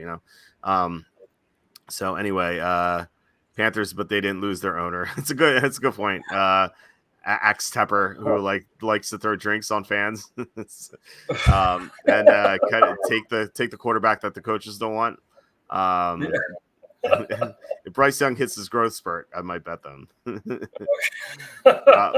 I mean, Bryce Young looked really terrible, but new coaching staff, new number one receiver. I feel like things could improve. They can't get worse, right? I have a tough time seeing him be worse, or even I feel like he's going to be at least a little bit better. He has to be, right? One would hope. Yeah, I mean, he can't be worse than he was. I don't that's my point. Yeah, I'm with you. Okay. I hope so. But they are 300 to 1 if you have interest in them. I do not. I can't see them winning the Super Bowl. Like any team down here, actually, if I absolutely had to bet one of these teams, like the old Kenny phrase, if someone's pointing a gun at you and forcing you to bet $1 on any of these teams, down here, I'll say 80 to 1 or better. I think I would take the Raiders because of their defense. Their quarterback situation is a disaster because right now it's just Gardner Minshew. I assume that they're going to draft a quarterback, so this might look better depending on who they get. But I don't know. I don't know how they solve that. But their defense can at least be good, or actually great. I mean, they held the Chiefs to without a touchdown in that Christmas game. Like their defense is awesome. It's just that their quarterback and offensive line are just bad. But outside the Raiders, the Redskins at 150 to 1. I really like the moves they made this offseason. They're gonna have a rookie quarterback for sure, and that's why I wouldn't really bet them. But if you'd have forced me to bet one of these teams, I definitely consider them because I really like what they've done. That they added to their offensive line pretty well with a couple upgrades. They made some decent moves on defense. They finally have good linebackers for the first time in decades. And they're gonna have an upgrade quarterback despite that quarterback being a rookie. So. And Austin Eckler is going to be there. Austin Eckler had a great week 1 last year, and then he got hurt, and he wasn't the same. But I assume he's going to be healthy now. So I like where this team is going. They're just not going to get there this year yet, but they're going to be much improved. The Redskins. I don't know if they're going to make the playoffs, but if they finish 9-8, it wouldn't surprise me. Take the Broncos, man. The Broncos? Who's their quarterback? Every team that Russell Wilson leaves ends up better. So maybe That's true. That's true. I guess, maybe, yeah. What if the Broncos were remember we thought the Seahawks were going to be terrible and they ended up making the playoffs? Remember, because I liked them in that week 1 game. Yep. What if the Broncos – I mean, this is just all – I'm pulling all this out of thin air right now. So there's absolutely – I have no, facts to back up why I feel this way. Yeah. I mean, I don't know. Who did they? I mean, they lost Judy too. That's right. Yeah, but Marvin Mims is probably the same player. To be honest, I don't think there's much of a difference. Jerry Judy was so bad last year. Yeah, I think his ceiling is high though. But no, I agree. Marvin Mims' ceiling is high too. He was a second round pick. He's an explosive downfield player. He had some big games, like against the Redskins week 2. He had a big game, and it's kind of like showing what he's capable of. But like he didn't play that much because Sean Payton just wanted to keep playing Judy for some reason over him. And like Sean Payton even said, Mims didn't play because he and Judy played the same position. I'm like, well, Judy was so bad last year. Why don't you just play Mims? It just didn't make sense to me. I don't know. I don't trust Sean Payton at this point in his career. I feel like he's almost like mailing it in right now. I don't know. If the Redskins hired Ben Johnson, it could go them, but he screwed them over. I don't know. Like the Dan Quinn hire wasn't that great either. So I don't expect them to make the playoffs, but I think they're going to be improved. And John says how fun it would be if Brady came back to play for the Raiders. That'd be awesome. Brady apparently is in great shape right now. He actually ran the 40 and he actually ran faster than he did at his combine, I think, which is remarkable because he's like 46 or 47 now. So he ran faster now than he did at 21 or 22, which is crazy. He's too busy doing those Hertz commercials. Yeah.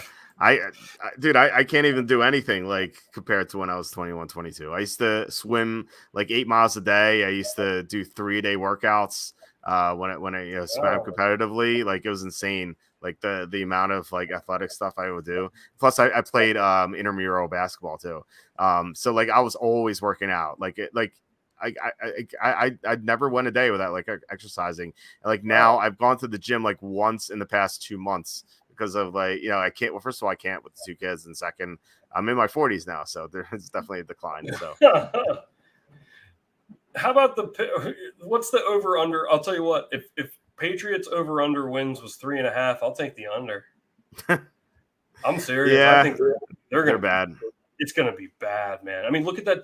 Bills, Dolphins, and Jets. They're gonna go 0-6 in the division. I'm telling you now. Yeah. I mean, like if Rodgers gets hurt, they could sneak out a win there. But yeah, I think I agree with you. They're going to be really bad. Like they just lost the best coach in our era, and like they were bad last year with him. Like imagine how bad they're going to be without him. It's going to be awful. Yeah, I mean, I don't know. I think they could end up like 2-15 sort of thing. Yeah. Yeah, I think they're a definite under. I think the Giants are a definite under. We'll have to see the win totals when they come out, but like those are the 2 teams that are definitely going to hammer the under on. Okay, Giants too. Yeah, the Patriots. I think it's going to be. It's strange because like our lifetime, like the Patriots have pretty much been really good all the time. Yeah, it reminds me of when like the Bulls back in the day, like when they were always great. And they're always big favorites, and then Jordan left, and then suddenly they were not good anymore. Or like that. Remember, like, even like the Cavaliers with LeBron, like they would always be like -13, -12.5, and then LeBron leaves, and they're like 16-point underdogs. It's I bet the total is for the Patriots is more than 3.5. It'll probably be like 4.5 or so. Like 3.5 is pretty low. Like even Arizona last year wasn't 3.5. Oh, okay. Well, I think I'd definitely take that then. I think they're going to be pretty terrible. But yeah, they've like the Jordan Bulls too. I would say the difference between like the Bulls and like the Patriots, like dynasties. Like when I was a kid, I was like the second three-peat was when it was like my basketball heyday. I loved the NBA then. That was the golden age of the NBA in my lifetime. But I wasn't really, I'm incredibly well versed on all those Bulls teams, now, but I wasn't watching the first repeat. I was like 5, 6, and 7, but like, I just remember watching those Bulls teams during the second repeat. It's like, I knew there was no way they were going to lose. It was impossible. There's no doubt in my mind because I remember when they played the Magic. I'm a lifelong Magic fan. The year they went 72-10, it's like, deep down, I was hoping the Magic would have a chance. They didn't have a damn chance. I mean, that series was over before it even got started. Yeah, they swept them, I knew deep down it was going to happen as like a 4th grader. That team, like I just knew there was no way they would lose. So yeah, it's I don't know. You got me reminiscing a little bit. We can move on. Sorry. Andrew's saying Seahawks, if they trade up for a quarterback, might be worth a shot. They might be quarterback away. They have a great receiving core. Yeah, I mean, there's a lot to like about Seattle, but yeah, just hard to trust Geno Smith. So yeah, I mean, if they do that, I don't know. It might be tough for them to move up for a quarterback though. Like what they're drafting 16th. Like they have to jump like all those teams that like the Raiders, Vikings, Broncos. And like moving up from 16 to the top 5 is I think it's pretty difficult. But yeah, I do agree that like if they get an upgraded quarterback there, it may be interesting at least. Cassandra says, Walt, in your latest mock draft, you have the Vikings giving up 11 and 23 to the Giants for 6 and 47.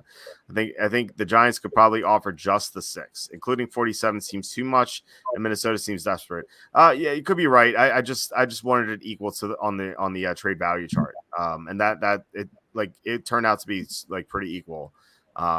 Like with those picks, but I think you could be right. Like maybe they get a discount. Maybe it's not 47. Maybe it's like a 4th round pick or something. But I do think the Giants. I think there's another pick involved in addition to 6. But it might not be 47 too. So you might be right about that. All right, anything else to these NFL futures before we? I want to touch on the NCAA tournament real fast. Just okay, yeah, go for it. Let's hear what you got.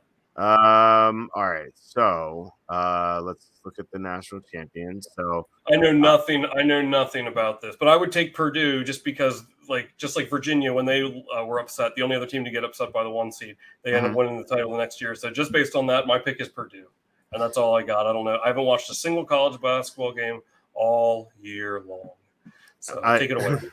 No, I think that it's a pretty sharp move to make. Unfortunately, 7-1 isn't great. You know, like they're not great odds. But if you're gonna like hedge with one of the number 1 seeds, I think you can definitely do that. Connecticut's the obvious favorite, but like plus 370, you're not gonna gain much on that. So I wouldn't touch Connecticut. Although, like, you know, again, gun to my head, $1. Who's gonna win? I would say Connecticut, but you know, a lot can happen in a one and done. So like just betting the favorite is just usually a mistake in this sort of tournament. So I am going to take Purdue. I think UConn, of course, you know, obviously they're the favorite, but I don't know. I mean, it's so hard to go back to back and that's just so hard to do. I just don't think they're going to do it again. They could, but I think something else is going to play out. So I am going to take Purdue, and that's. So keep on going there. I like Arizona. I have Arizona winning. They're like I think 10 teams on my short list that I think are going to win, just like based on like offensive efficiency, defensive efficiency, and whatnot, and just like fading the terrible coaches. Like Tennessee like meets these markers of like great offensive and defensive efficiency, but Rick Barnes is such a disaster that I could never bet him. Even 18-1, like for that talent they have on the team I think it's like worth it. But I really don't trust Rick Barnes at all. So Arizona 12-1. I think this is like the highest I would go. Like even though I do agree with your Purdue take, but like 12-1 is a nice number. I like Auburn at 18-1. I have them. I think I have them going to the Final Four. A couple of other teams here. I like Jacob likes this one, by the way. This is Jacob's team, Creighton, at 25-1. So I know he's betting them, and so like I think they're like all the number 3 seeds in this tournament are like really faulty. Like but I think Creighton is the best one, and like Creighton has the luxury of playing in a quadrant that's like it's pretty weak, I think, overall. So I like Creighton to maybe emerge and go to the Final Four. That's actually what I have happening. I had them losing to Duke in the Final Four. Duke's 30-1 here. So I like these teams. I also like Marquette a little bit. It's 25-1. Everything else, I don't really see anything. Like I think the lowest I would go is like BYU is 60-1. I think they're worth a shot. I think they have good talent. Now I believe I think they're a 6 seed. I think, but like they meet the markers of offensive and defensive efficiency to win the tournament. So if you want to take a long shot, I think BYU is interesting, 60-1. But otherwise, I think my top plays would be Arizona 12-1. Auburn at 18-1, and Creighton at 25-1, and Duke at 30-1. Of those 4, I think you just have to play the number and go Creighton 25-1 and Duke 30-1. So those, like, if I had to bet two of them, those would be it. It's a Creighton and Duke. Where's Moorhead State located? and Littlefinger's brothel. Oh, Kentucky. You know, yeah, Kentucky. it is south. I knew this southeast. I thought it was Tennessee. If I had a chance to answer, why don't you speak up then? You didn't but I was wrong though, wasn't I? Wait, what did you say? You said no. You said south. Wait, yeah, south. I mean, I guess that's technically southeast Kentucky. Well, what would you consider that?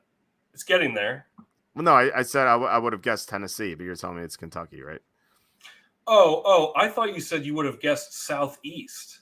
No. I said I knew it was in the southeast just based on the conference they play in. But I would have guessed Tennessee first. I don't know why I would have guessed Tennessee. Okay. But it is Kentucky. Yeah, Kentucky. I just looked it up. Okay. No, it's not Littlefinger's brothel, but exactly. I guess we have you. Go ahead. Sorry. No. I don't know if you wanted to get into Game of Thrones or like, but I don't know if you had any other things you wanted to touch on. Actually, like before we do, hold on, I want to read these comments. Andrew says they would be smart to give a first rounder next year. They have a good roster outside of quarterback. And Simi's thinking about the Vikings. And MGM gave me 64% odds boost, so took a small flyer on Walt, Arizona. That's an awesome odds boost. Again, this another reason why you want to have multiple sports books. Like sometimes these sports books will give you like, hey, like I sometimes get an email from like ESPN Bet, which I never use. I have an account there. I bet there like once a month maybe, and like I just got an email there saying like, hey, $25 free bet. I'm like, okay, so it's logged in and just bet for $25, you know. So like you just want to have these many sports books as possible. But which, by the way, I'm sorry, I'm kind of rubbing it in there, Tom, because you can only have access to one in Florida. yeah, I'm limited here. I'm limited. But Josh says I've been burned on before in these promos though because it's nearly impossible to withdraw. Well, I mean, I'll say this: on BetMGM, it's super easy to withdraw. Like all you have to do is bet it once, and then it's in your account. Like I've done it so many times. I've withdrawn from BetMGM so many times. Yeah, I like them a lot. I like BetMGM a lot, although they are kind of annoying with their sometimes we have to log into a sportsbook. They send you like a 6-digit number to your phone if you haven't logged in with like in a week or something. Like BetMGM does it every time. It's so annoying. Yeah, that happened to me when I was in Pennsylvania. Yeah. Yeah, it's like I get it like once a week, but like every time, like you just have to. We sent this number to your phone. It's like, come on, man. Like I just logged in logged in 2 hours ago. Like I have to do this again. Like come on. Yeah, it's a little much, but like DraftKings withdrawal is like instantaneous. Oh my god, they're so fast. DraftKings is so fast. Like they'll send it within like minutes. Whereas like BetMGM, they say within 24 hours, but it's usually like 2 or 3 hours. FanDuel's the same way. FanDuel's usually like 2 or 3 hours. Bookmaker is super fast too, but they only like Bookmaker is super fast with Bitcoin. But like they're kind of annoying because you can only withdraw from like 9 to 5. It's like business hours. I don't know why. So like sometimes at night I'll be like, okay, well, let me withdraw, and they're like, oh, you can only do this 9 to 5. I'm like, oh, come on. And so I'll just do this the next day, you know. I remember back in like 2007, I had to send a fax somewhere to get a withdrawal, and I did get the withdrawal, but I walked into a Staples and sent a fax. Because like print this out and like fill out, it's like a know your customer sort of thing. Because I probably figure like who's going to jump through all these hoops, you know. And this is 2007, you know, like not everyone has a fax machine, and also like who sends a fax anymore? Well, I guess then some people it's different, but I remember I took it into Staples and the guy was like, "Oh, what area code is this?" I'm like, "Dude, I don't know." It's like somewhere probably in the Peloponnesian Islands, like right. He's like trying to make small talk. It's like, dude, I'm freaking gambling online. Like, leave me alone. Leave me I don't alone, want to be bro. asked anymore.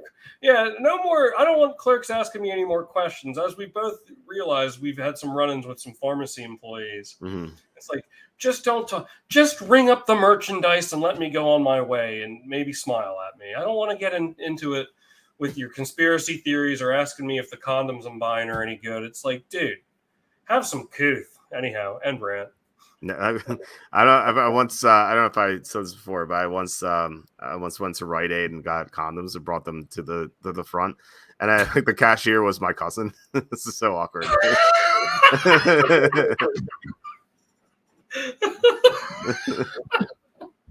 Wait, did you know your cousin worked at Rite Aid? I think this was like the first time I saw her there. It was like so weird. Are you being serious? Serious, that's serious. Like, what was the commentary when you got there, or was it just like? she's like, oh, condoms, huh? I was like, yeah. Jeez, that's even worse than my situation. Yeah. That's like, you know what that's like. That's like if you went to the pharmacy and got a prescription for Viagra filled, and the pharmacist asked, "What do you take this for?" Right. Like, that's almost up there, like with like that level of stupid. Yeah, that'd be yeah. I'm referring to the guy asking me if the condoms I got were any good. It's like, bro, I don't know, man. Like, just put them in the freaking bag. Anyhow, it's just like speak like a good bit to like go to a pharmacy and like ask the cashier like what condoms do you recommend? Yeah, because that's the thing. Like, see, that guy still works there. Get him to weigh in with his expertise. No, but like, I would think that I would feel I would never ask this, but if I actually went up to a pharmacy employee and asked that, I feel like they would think I was trolling them. Yeah. Like, oh, like I'm like some like middle schooler, like like condoms, I think it'd be tougher at our age. But if you get like someone younger to not a kid, but like a teenager or something, I think that could work. That's true too. I mean, I guess it's just all in how you present. If you're like really curious, I remember I remember one time I was at a Wawa, and these like I was in line, and like on the other side, they have like the two lines, meeting kind of in the middle. And like there are like these, like, see in the other line there was like three, like, I don't know, like 9th grade kids, and they're all like like they're like waiting to get up to the front of the line, and they're just like over there like having a freaking giggle fit, and then they get to the front of the line, and the kid asks the cashier, he's like, "Where are your condoms?" And like the cashier just pointed like behind him, and then they just got out of line and like left. Wow. But like that's all they did. They just like wanted to ask about the condoms. Like they thought that was so funny.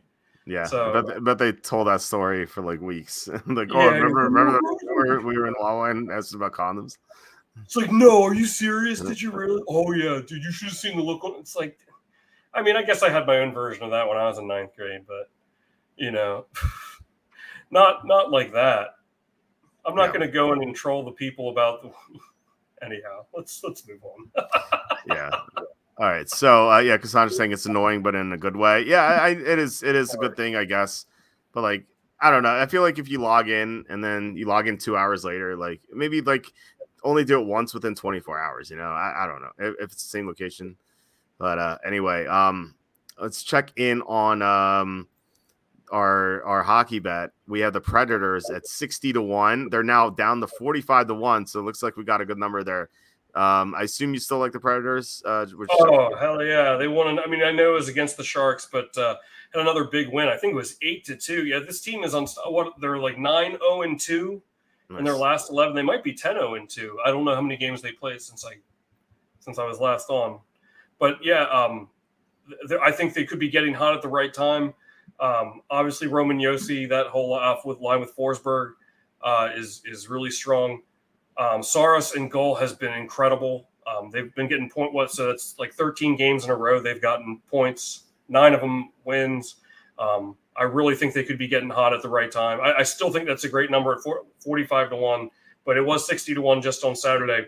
Get it while it's hot, I think. Hopefully they're heating up at the right time. I still like them a lot. I might take it again. Okay, awesome. And then basketball, the Magic have also been good lately. They were 370 to 1. Now they're 350 to 1. So still a good number there. I don't know if we liked any other teams.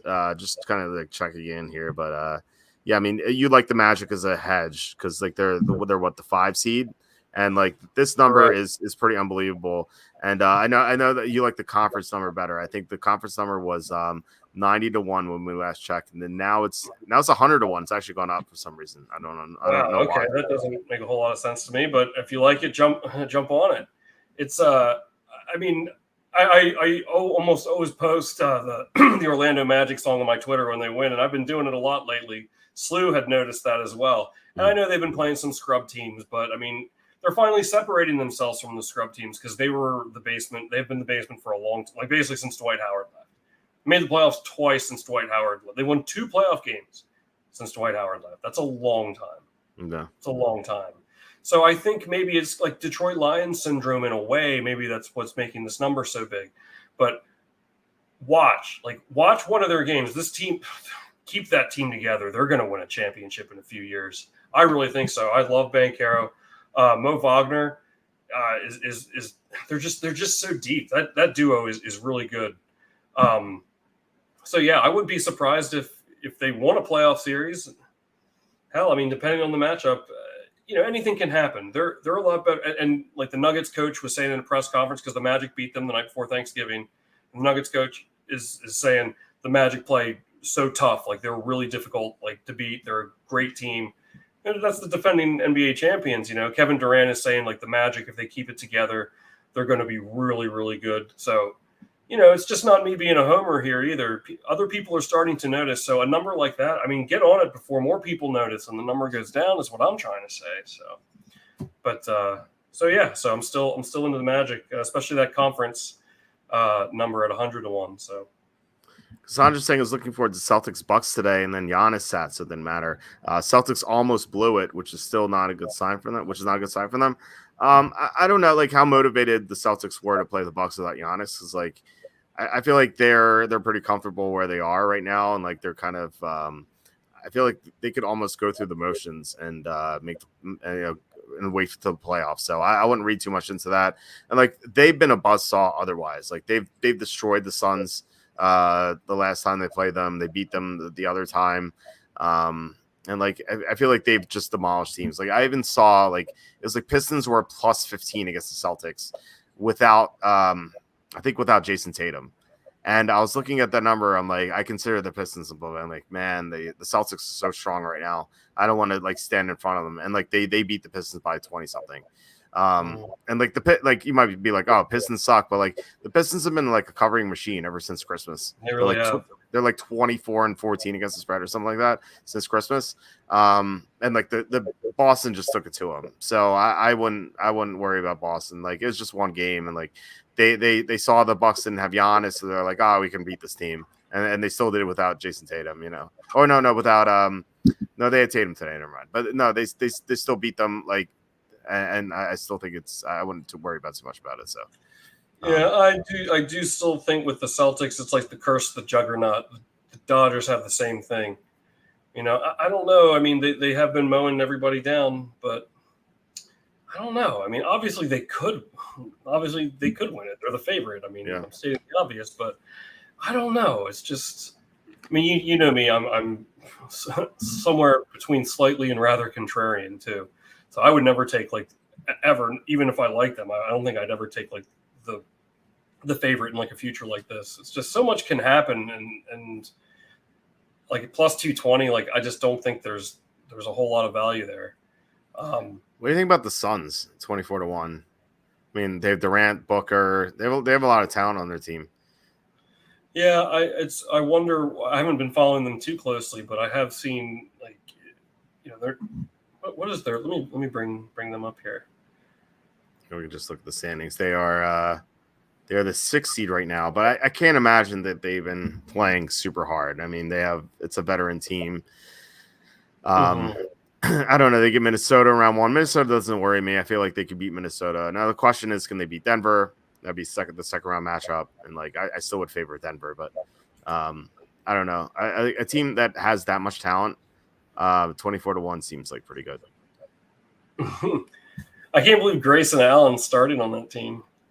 Yeah, I mean, it's like one of those role players for sure, but yeah. No, it's funny because like he really didn't make a splash when he first came in, and then all of a sudden like he started on the really good Suns team. Well, a rather good Suns team, I guess I'd say. But yeah, like it could be like remember when LeBron was on Cleveland, they were like the 4 seed and stuff, and like oh like we'll just turn it up later. You know, like you think it could be a situation like that. Yeah, I think so. Yeah, I have you've piqued my interest a little bit then. Yeah, I'm kind of surprised to see them 24-1. I thought they'd be like 17 or 16-1, but Cassandra's saying, speaking of the Dodgers, that Ohtani translator situation is so shady and sketchy.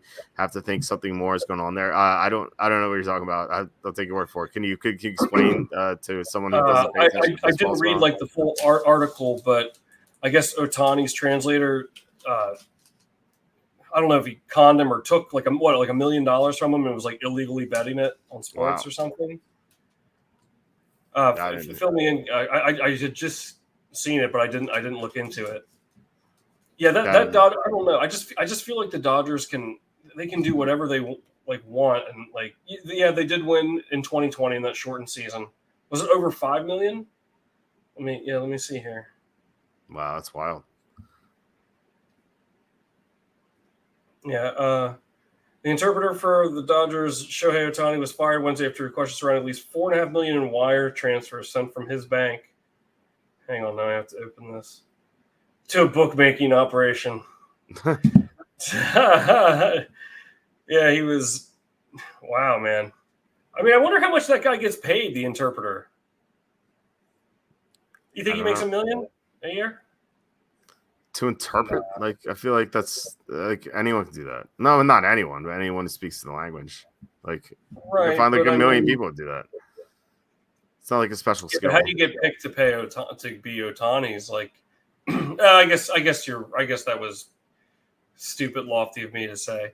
I feel like he's got to make like at least $250,000 though, like 100,000, $250,000. I would have guessed like 100K. I don't know. Originally, Cassandra says, the interpreter said Ohtani gave him money to cover the interpreter's gambling debts. Wow. Okay. Wow. Yeah, I didn't know anything about that, so it's interesting. Yeah, I didn't. This is the first time I just saw like the headline. Yeah. But yeah, that's a really good that's a really good point, Cassandra, because I don't know the Dodgers they're just so stacked, and they've been so stacked for so many years. And they always get upset. They always do, save for the COVID season. And I hate the interpreter is an old friend of Ohtani's. I think that's how he got the job. He lucked out.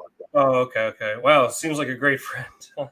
Right. But well, I haven't read the article, so I guess I shouldn't literally judge a book by its cover. But it seems like why not just learning? Yeah, that's the other answer. Yeah, seems like it's not that. Yeah. Yeah, it's like I feel like it's not that difficult. I mean, you don't have to be like a grammar whiz, but you should be able to speak to reporters and whatnot. Anyway, I don't know. Saves like $100,000 a year at least, or maybe $1 million, depending on how much the guy makes. Yeah, I mean, like outside of working out, you're not doing much anyway. It was really easy for us. Yes, that's definitely true. Well, not define us though, John. I mean. Me, you, and Walt, or the masses of incorrect grammar and usage that you see. Like I'm surprised when I know we've talked grammar before, but like I'm surprised when I see grammar used correctly. Like your and your, like there and there. But I always wonder if it's like luck. Like when I hear someone correctly distinguish between farther and further, I almost want to say, oh, good use of farther. But I'm like, wait, maybe they just guessed because it's a 50-50 shot. So I just don't know if it was like if they're right about that or they lucked out. That's a good point too, but I don't know. I guess I should allow some margin for error. It might be like autocorrect or talk to text sort of thing happening too. Like I guess maybe I shouldn't be so hard on these folks, but people smart enough to know. Mike asked, how long would it take me to become fluent in Japanese? Well, I see. I don't think you need to be fluent. I feel like you could just, if you speak at like a second grade level, you can answer reporters. I feel like, um, I don't know. I mean, like if you're living in that country, if you're living in Japan and that's all you're hearing, like, I feel like you'll be able to pick it up within like a few months. I think, Well, especially if you work at it. Well, the old saying too, that when you're like immersed in like the different culture and the language, it starts coming back to you. Mm-hmm. Or if you knew it, or you start picking it up just without like you realizing it. Right. That happened to me. I went to visit Spain for a week, and I was pretty good at Spanish. I'm actually 1/4 Costa Rican, but my Spanish isn't that good. Lo siento. But anyhow, when I was over in Spain, like all the Spanish that I hadn't thought of, it was kind of strange. Like I was only there for a week, but all of it really did like not.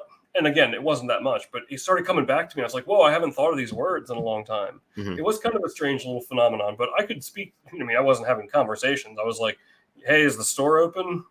Sort of thing, right. But like I was at least trying. But a lot of like words that I hadn't thought, like Spanish words I hadn't thought of in a long time, came back to me. So yeah, like I feel like I'm sure he understands some or can speak some, but maybe it's just, I don't know. If I made that much money, I'd probably be like, what do I care? I don't know. Reminds me of you never saw Lost, right? No. It was the leader of this one faction on the island. He only spoke Japanese, and like he had to have an interpreter. And then like it was revealed that he was fluent in English, and like the one person was like, why'd you do this? And he's like, yeah, people can't question me if they can't talk to me. So it was wow. That's pretty good. Yeah. Anyway, speaking of great TV shows, let's get into Game of Thrones. So our final 20 to 30 minutes here. I'm curious as to what your thoughts are, because you watched episodes 6 and 7 of season 1, and I feel like that's when it kind of picked up a little bit. Episode 6, I think, in particular, was like really fast paced. A lot happened, and we had our first major death on the show. And then in episode 7, we had our first like twist. This sort of I don't know. Like I'm kind of curious if you saw that coming with Littlefinger backstabbing Ned Stark. So take it away. What do you think? Well, first thing I want to know is Stark's wife's sister. I can't think of her name. Mrs. Arryn. Lysa Arryn. What? Okay. Yeah. Where are they located that it's that far up? That fall down is. Well, did you watch the beginning? The intro when they had the map. You know what I mean? Like I haven't really. Okay. I'll have to pay closer attention. Yeah, they're up in the mountains. They even say when they first approach the Erie, they say it's like impregnable, and then Bronn says something like funny, where he's like, give me 10 men and I'll impregnate the B word. So but that's what they say. It's like the Erie's impregnable because it's like up high up in the mountains, and like you can't really reach it. So exactly. I thought that was okay. There you go. John said it for us. Yeah. Yeah. So what I'm interested to know now, I mean, what I learned with episode 7, because Joffrey and Sunsi are all friends again, and now it seems at the end of episode 7 they're going to give him the throne, so that's going to throw her into the mix because she's Stark's daughter, right? Yes. And now they're coming up. Yeah. So this is going to get very interesting here pretty soon. Yeah. Viserys Targaryen. They gave him what were they burning there? Like the smelting pot. Yeah, they gave him the old Roman war helmet. It's a good point. Like, why do they have like burning gold that they like that they smeared on his head or like poured on his head? Like why would they have that? They never really just fear him, man. Yeah. Don't burn that gold. That's worth something. I know. What I did enjoy in that episode when Tyrion was trying to bribe the guard, and he kept going. He's like, "No gold, no gold." Like the way he kept hitting him, I really enjoyed that, and I also enjoyed when Bran. Who's the guy that fought for him? Bran or Bronn? Bronn. Okay. When Bronn won the battle, or the duel, whatever the word is. that Tyrion threw him the gold, and he goes, "Lannister owes pays his debts." Yeah. I thought that was a cool little like part. So it was good.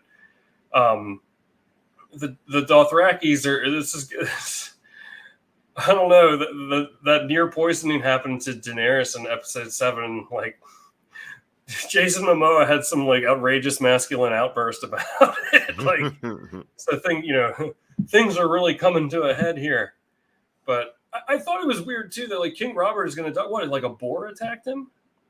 Oh yeah, so that's the thing where like he got drunk, and even like Varys is like, oh, I hope the poor boy, his squire, I hope the poor boy doesn't feel too guilty about it, you know. Yeah, I was just going to say Uncle Fester has been instigating a little bit there. Yeah, you think he's doing some stuff behind the scenes there? No, but but it was not like I don't think he was. Well, I'm saying this as if I don't know, but like I like if I were to guess, like just watching the show for the first time, like I don't think it was him who kind of who told the squire to give Robert too much wine, you know, like it could have been someone else, and it kind of like begs the question, like who could it be, you know? But that character Lancel Lannister, they only like touch on him a couple of times. Like he's like basically crapped on by King Robert a few times. Like that the first time you see him, like Robert's just like more wine, and then he runs out to get wine, and then the second time he's dressing Robert, and he's King Robert's like, where's the breastplate stretcher? And the fat jokes. Right, and that he had that thing where he's like, oh, you don't think the hand is funny, you know, like is one of those things. And then the third time you saw him going on the hunt, giving Robert wine. Those are the only times you've seen Lancel Lannister so far, and he becomes more prominent in future seasons. Mm-hmm. But like I don't know if like you thought that is like did you think that like do you think it was an accident that Robert got too drunk, or do you think someone's behind the scenes? Yeah, well, I thought it was interesting. Like I don't know, I mean, I wouldn't say they glossed over it, but there wasn't a lot of time like spent on it. I also wonder like why shouldn't they have had a witness for Stark to scribe that down too? But I don't know how they do things back in the horse and buggy days there. But yeah, because it seemed to be like, because I thought that right away. I was like, how is this like? What is the system of checks and balances of such like a document being like honored, you know, sort of thing. But hang on, I'm looking at my notes here. Yeah, because Cersei was like, she's like, let me see that. I'm like, I don't care, you know, like we're doing it this way anyway. Yeah, because I mean, Barristan Selmy, who's the head of the Kingsguard, like Ned Stark was like, no one could trudge, no one could like go against your honor, and so like Barristan said this is sealed by the king, and then he read the words, and then when Cersei tore out the paper, he was like, those are the king's words. Like he was convinced that those are the king's words, but like it didn't matter, like because the king's dead. So like who's gonna like the people in power are the ones who have like the soldiers backing them. Yeah, and she's been expressing her discontent with their relationship for the last couple episodes too. So this is like her posthumous like revenge sort of thing. Yeah, right. And you know, they had a nice moment where like she joked about like what keeps the realm together, and she's like, our marriage. So like, but then and then like I think like what really hurt was when Jaime Lannister attacked Ned Stark in the street, and then and then King Robert slapped her.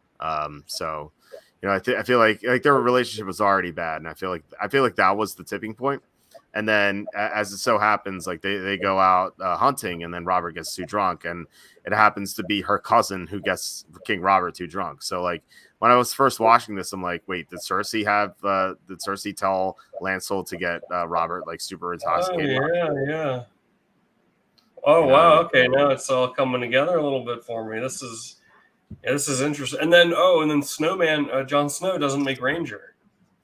Right, but yeah, so like. Someone who makes the decisions out to get him. No, but didn't you caught what Sam was talking about? How like he's going to be right by Jorah Mormont's side all the time. He's going to be drafting his papers. He's going to be squiring for him. and then Sam's like, he's grooming you for command.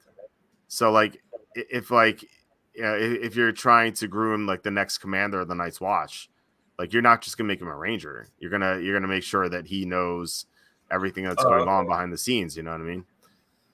Oh, okay. I see. Yeah. So like, John at first was like super pissed off, but then Sam kind of explained to him. He's like, yeah, you're not just some grunt like is gonna go out just being a ranger. Like you're gonna be right next to the Lord Commander, like learning from him, and like the Lord Commander like specifically asked him for himself. You know. Mm-hmm. Geez, I really think Sam's is gonna be an ex machina of some kind too. It's like I'm very interested to see. He's gonna come through. You know, he's obviously depicted as a self-described coward, but that's you know, foreshadowing that, you know, he's going to do something big and important later. So sort of thing. But yeah, I'm interested to see where it goes. God, Joffrey's such a pretentious bitch too. Like, sorry for. He's on there, you know, already. I mean, I guess he thinks he's the king. I would do the same thing, but you know, I'm going to stream after the show, but I am going to get to the next episode pretty quickly here. So. Okay. Yeah. Did you see like Joffrey was like, kill them all. It's kind of like, you know, let's. I mean, Jamie said what the Mad King was talking about before he killed him. He said, and the Mad King was yelling, "Burn them all." That kind of reminded me of that. Oh wow, geez, you really pick up on all this. I'm still learning. I would say I'm like 85 to 90% with the characters now. Okay, I'll have to get by, but some of the, like, who's the old man in the gold armor? That's their buddy, King. Barristan Selmy. That's right. Yeah. I kind of forget who he is. I mean, like, I know kind of who he is, but. Yeah, he's the captain of the King's Guard, and he's regarded as like the best swordsman one of the best swordsmen to have ever lived. Okay, he's the best swordsman alive. So like he commands a lot of respect among like anyone who's like been a soldier or knight or warrior. You know, like they look up to him, and like Ned Stark even said like, "Oh, I'm lucky I didn't fight you." You know. Because Ned Stark was like it's considered a great swordsman back in the day, but like Selmy's Barristan Selmy is known as like the best, you know. Okay, I see where we're at. Yeah, so even though he's older, he still like commands so much respect from everyone. I got you. Yeah. Yeah. So it's really picking up. I think in the beginning it took me, like I was telling you back in the green room, in the games room, back in the green room, I was telling you, like, I was slow, like, learning all the characters, but now it's picking up and really getting interesting. You know what that's from? Tell me if you know what movie this is from. Seems my son has discovered the games room. I don't know. It's from The Shining. Okay. Yeah, another movie I haven't seen in a while.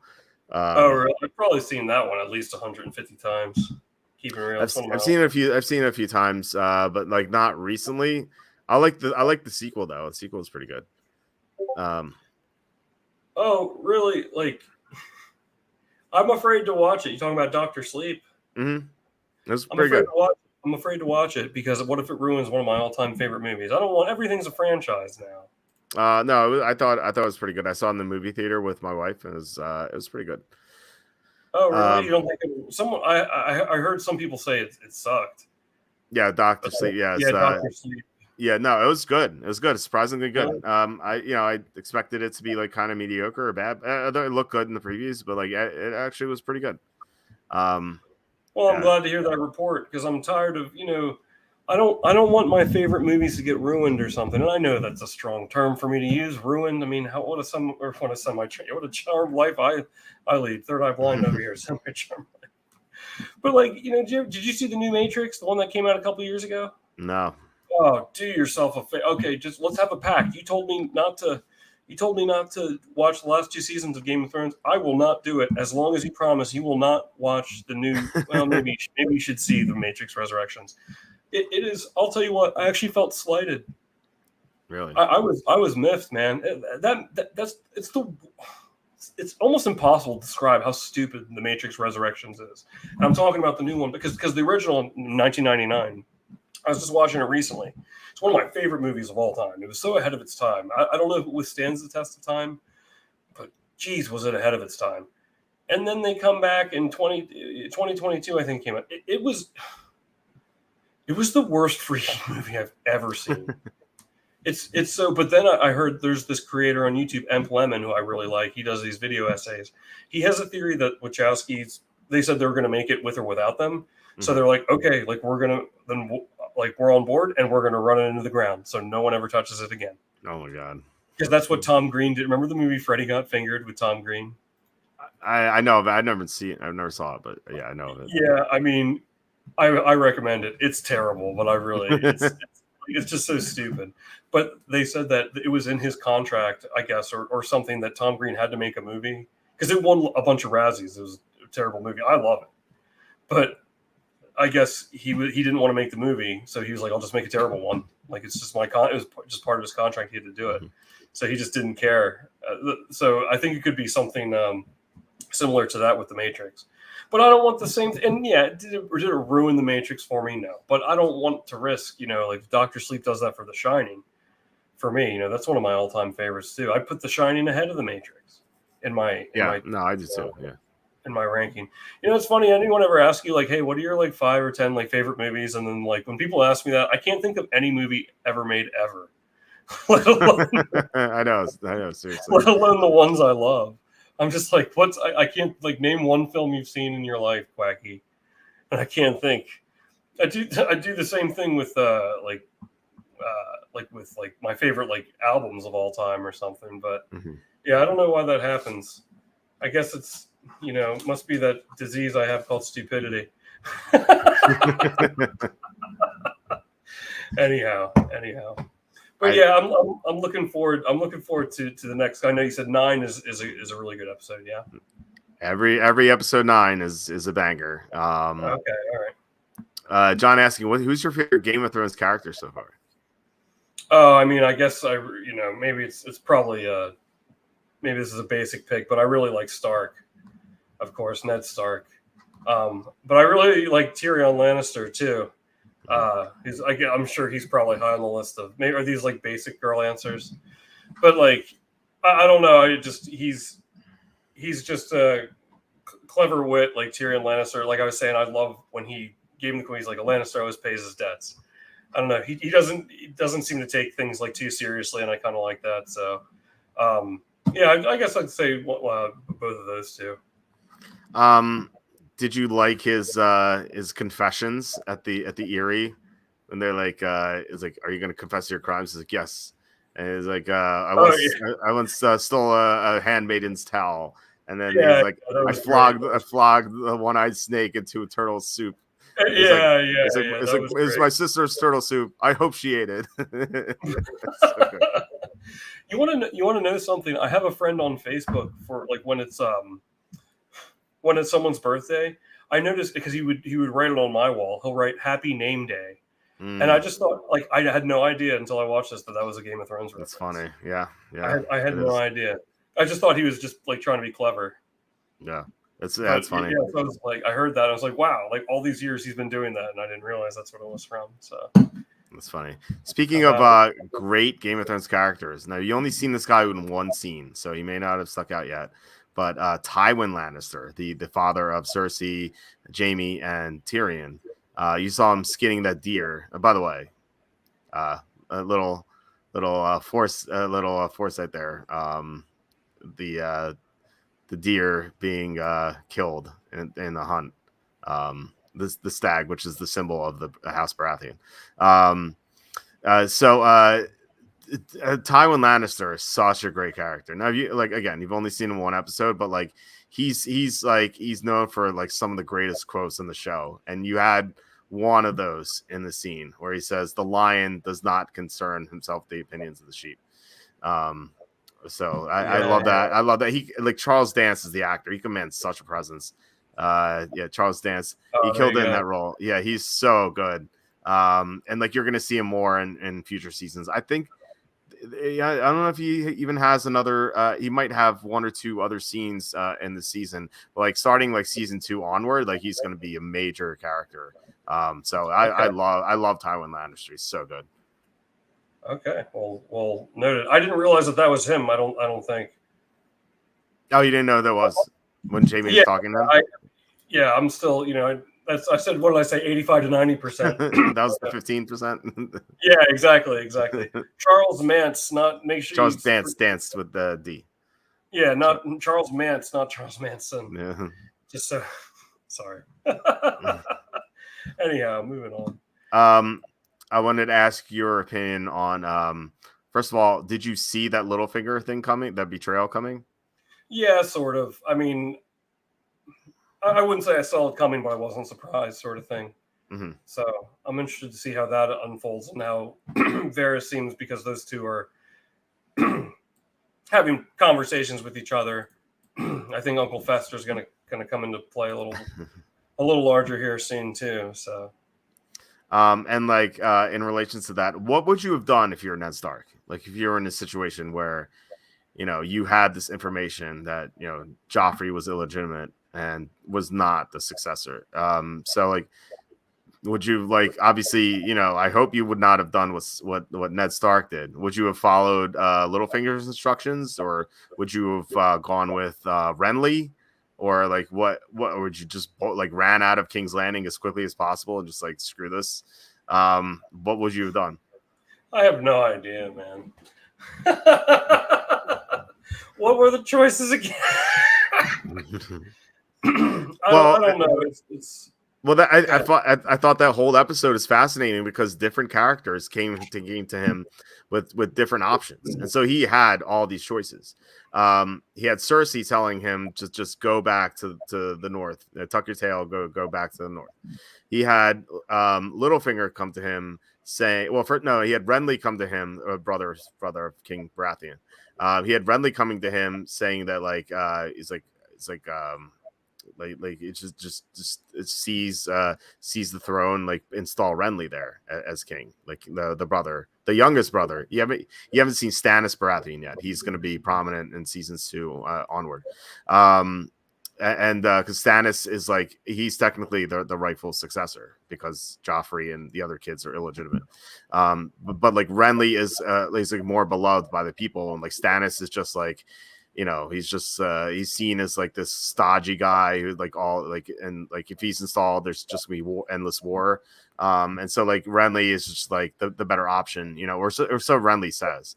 So like that's one option again. So Ned Stark can either run to the north and just hide, or he can install Renly as king, and then Littlefinger came to him and said, install Joffrey as king, like, just make peace with the Lannisters. And then when you're in position, you can install whoever you want, just kind of like bide your time. So I don't know what you would have done, but I think like, despite Littlefinger's betrayal, like Littlefinger's advice was the best. Like, I think that like he was telling him the truth of like what to do. And like, yeah, Ned Stark didn't follow his advice, and that's why Littlefinger backstabbed him. Like Littlefinger is just like people always hate Littlefinger for this move that he did. Like that's like every time you defend Littlefinger, like to people who like the show, they're like, he betrayed Ned Stark. But like Littlefinger's out for his best interest, and like if Ned Stark just followed his advice, Littlefinger would not have done that. I think just what Littlefinger said made the most sense. Just like make peace with the Lannisters and just like eventually expose them like down the road. Like that's personally what I would have done, but I don't know like what your thoughts were on it. Right. I don't know. I'm just thinking about now if Joffrey's gonna have the threat, like Stark's daughter, like now that she's back into the Joffrey scene again, like that's just gonna really put it's like a Molotov cocktail sort of situation.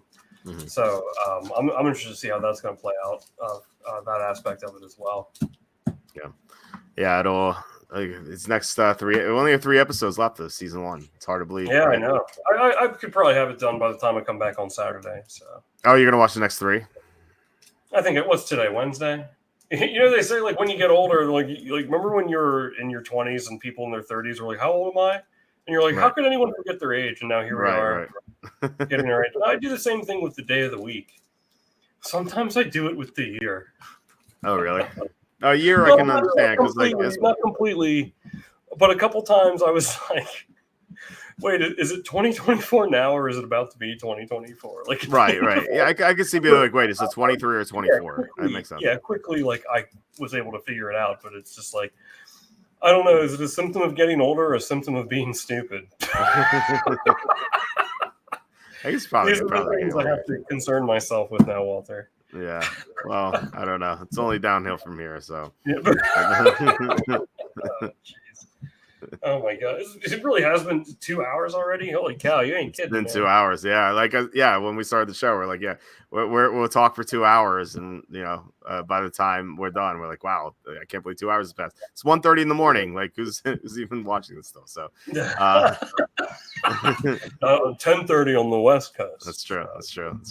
West Coast gang will be, they're probably getting 7:30 in Hawaii. 7:30. Snuggled in bed watching the two of us banter about God knows what. Yeah. Well, if we do that 24-hour show, we'll be talking Wayne tonight. So that's something down the road. And we appreciate all of you that are here. So really. Thanks so much, guys, for watching and commenting, and I really appreciate the super chats to John Sanders 911 and the Genanon $5. Really appreciate you guys. It really means a lot to us because, like I said so many times, the YouTube ads just don't pay anything. Anyway, so yeah, we're 2 hours into this, so I feel like it's a good time to sign off. And like we were talking about, you're going to be back on Saturday. I'm looking forward to hearing your thoughts on episode 9, the craziness that happens in that episode, and then the rest of the first season as a whole. So looking forward to that. Sure. Yeah, this is a good pace. I think I kind of watch like 2 episodes per. We can kind of stretch it out a little bit. Yep, it's good. And then the usual banter and nonsense as always will be here too. Yep. So. Yeah. No, yeah, for sure. Kenny will be on tomorrow, and then Jacob will be on Tuesday, and then we'll repeat the whole process again. So, guys, thanks so much again for everything. Please hit like, subscribe, comment below, share this video. Visit the link in the description for the merch store. All that would be really appreciated. Tom, you said you're streaming? It looks like, maybe about 15 or 20 minutes after we sign off here. I've taken a little break from the streaming, so this is my first stream in like a month, actually. Okay. So we're just gonna hang out. I'm not too serious. I'm gonna play a Kaiser none of the Kaiser hacks are easy, but one of the beginner ones. Just have fun. We'll just continue talking and slinging jokes as best we can. So appreciate everyone's support, and follow me on Twitter. I've been posting more on Twitter. QuackyT. Again, would love to interact with y'all some more on those platforms as well. Didn't they ban that? What, TikTok? Well, it looks like it's on its way. TikTok. I don't think TikTok's going to get banned. I think TikTok is going to be sold to an American company. That's what it sounds like. Like the bill says that companies from 4 countries can't operate social media networks that have 100,000 users or more in the U.S. Like the companies are like China, Russia, they're like 4 of them. What's going to happen is TikTok will be banned unless ByteDance, which owns TikTok, divests itself from TikTok and sells TikTok to American company. And that's like why what's it called? Rumble, the stock like rose like 50% one day or something like that, because there was speculation that Rumble was going to buy TikTok. But that bill was passed. Like the bill was like unanimously voted, or I think it was unanimously voted, and then Biden said he was gonna pass it. He's gonna sign it in. So I think that so it sounds like it's gonna be divested from it, but then China was like, no, we're not going to do it. So like they might be at a standstill. Like if China's like, no, we're not going to do it, then TikTok will be banned. So it's going to be one or the other. It's either going to be banned or it's going to be sold to an American company, which means it's not going to be as nearly toxic as it is right now, because it truly is Chinese malware. Real quick, I know someone who works in like cybersecurity and stuff like that, and he's like one day I was like, I was talking to him about TikTok, and he's like, Walt, like we red flag stuff that's like way less like way like not nearly as bad as TikTok. He's like, what TikTok does to your phone, like you don't want anything to do with that. Like it's just like they take all your information and data, and they like install stuff on your phone. It's really like corrupt like software. So I call it Chinese malware like in jest, but it really is Chinese malware. So I wouldn't touch it. The thing about, and it's interesting because I have had a good experience on, I mean, it's kind of how I got ramped up for, the social media presence that I do have, which isn't, I mean, it's something. I'm on the map somewhere, but like, I'm just kind of getting tired of it. But also, like, I don't know. I don't worry about those things, and maybe I should. But like, what are they really good? I don't know. I'm like the most simple person in the world. Like, what are they going to take from me? What information are they going to get from me that like every other app doesn't already have? I feel like I don't want to unbox the thing, but like, I don't know. I don't worry about things like that too much. If it's a serious matter, like I won't worry at all. And if it's really something dumb, then I will worry a lot. So, but I do feel like I am on my way out on that app. It's just, I don't know. There's something. It's just getting really stupid. In addition to what you stated there. Yeah. Well, I don't know. I mean, like I said, I would never put that on my phone, but I like hopefully it does get better if like Rumble buys it. It'll actually be like a trustworthy program. So, I guess it depends on who buys it. So. Yeah. Yeah. All right. But yeah, I'll be on Twitch afterwards, not on TikTok. All right, yeah, For Twitch. Has concerns. Yeah, Twitch. Yeah, Twitch, not TikTok. The other T one. So, all right. So yeah. Once again, thanks guys so much. Tom, great to do this with you as always. And yeah, guys, I'll be back tomorrow with Kenny, and I'm sure we'll be talking about some fantasy football stuff. So, I'll talk to you then, and have a good night. All right, have a good night, everyone. See you all. Bye bye.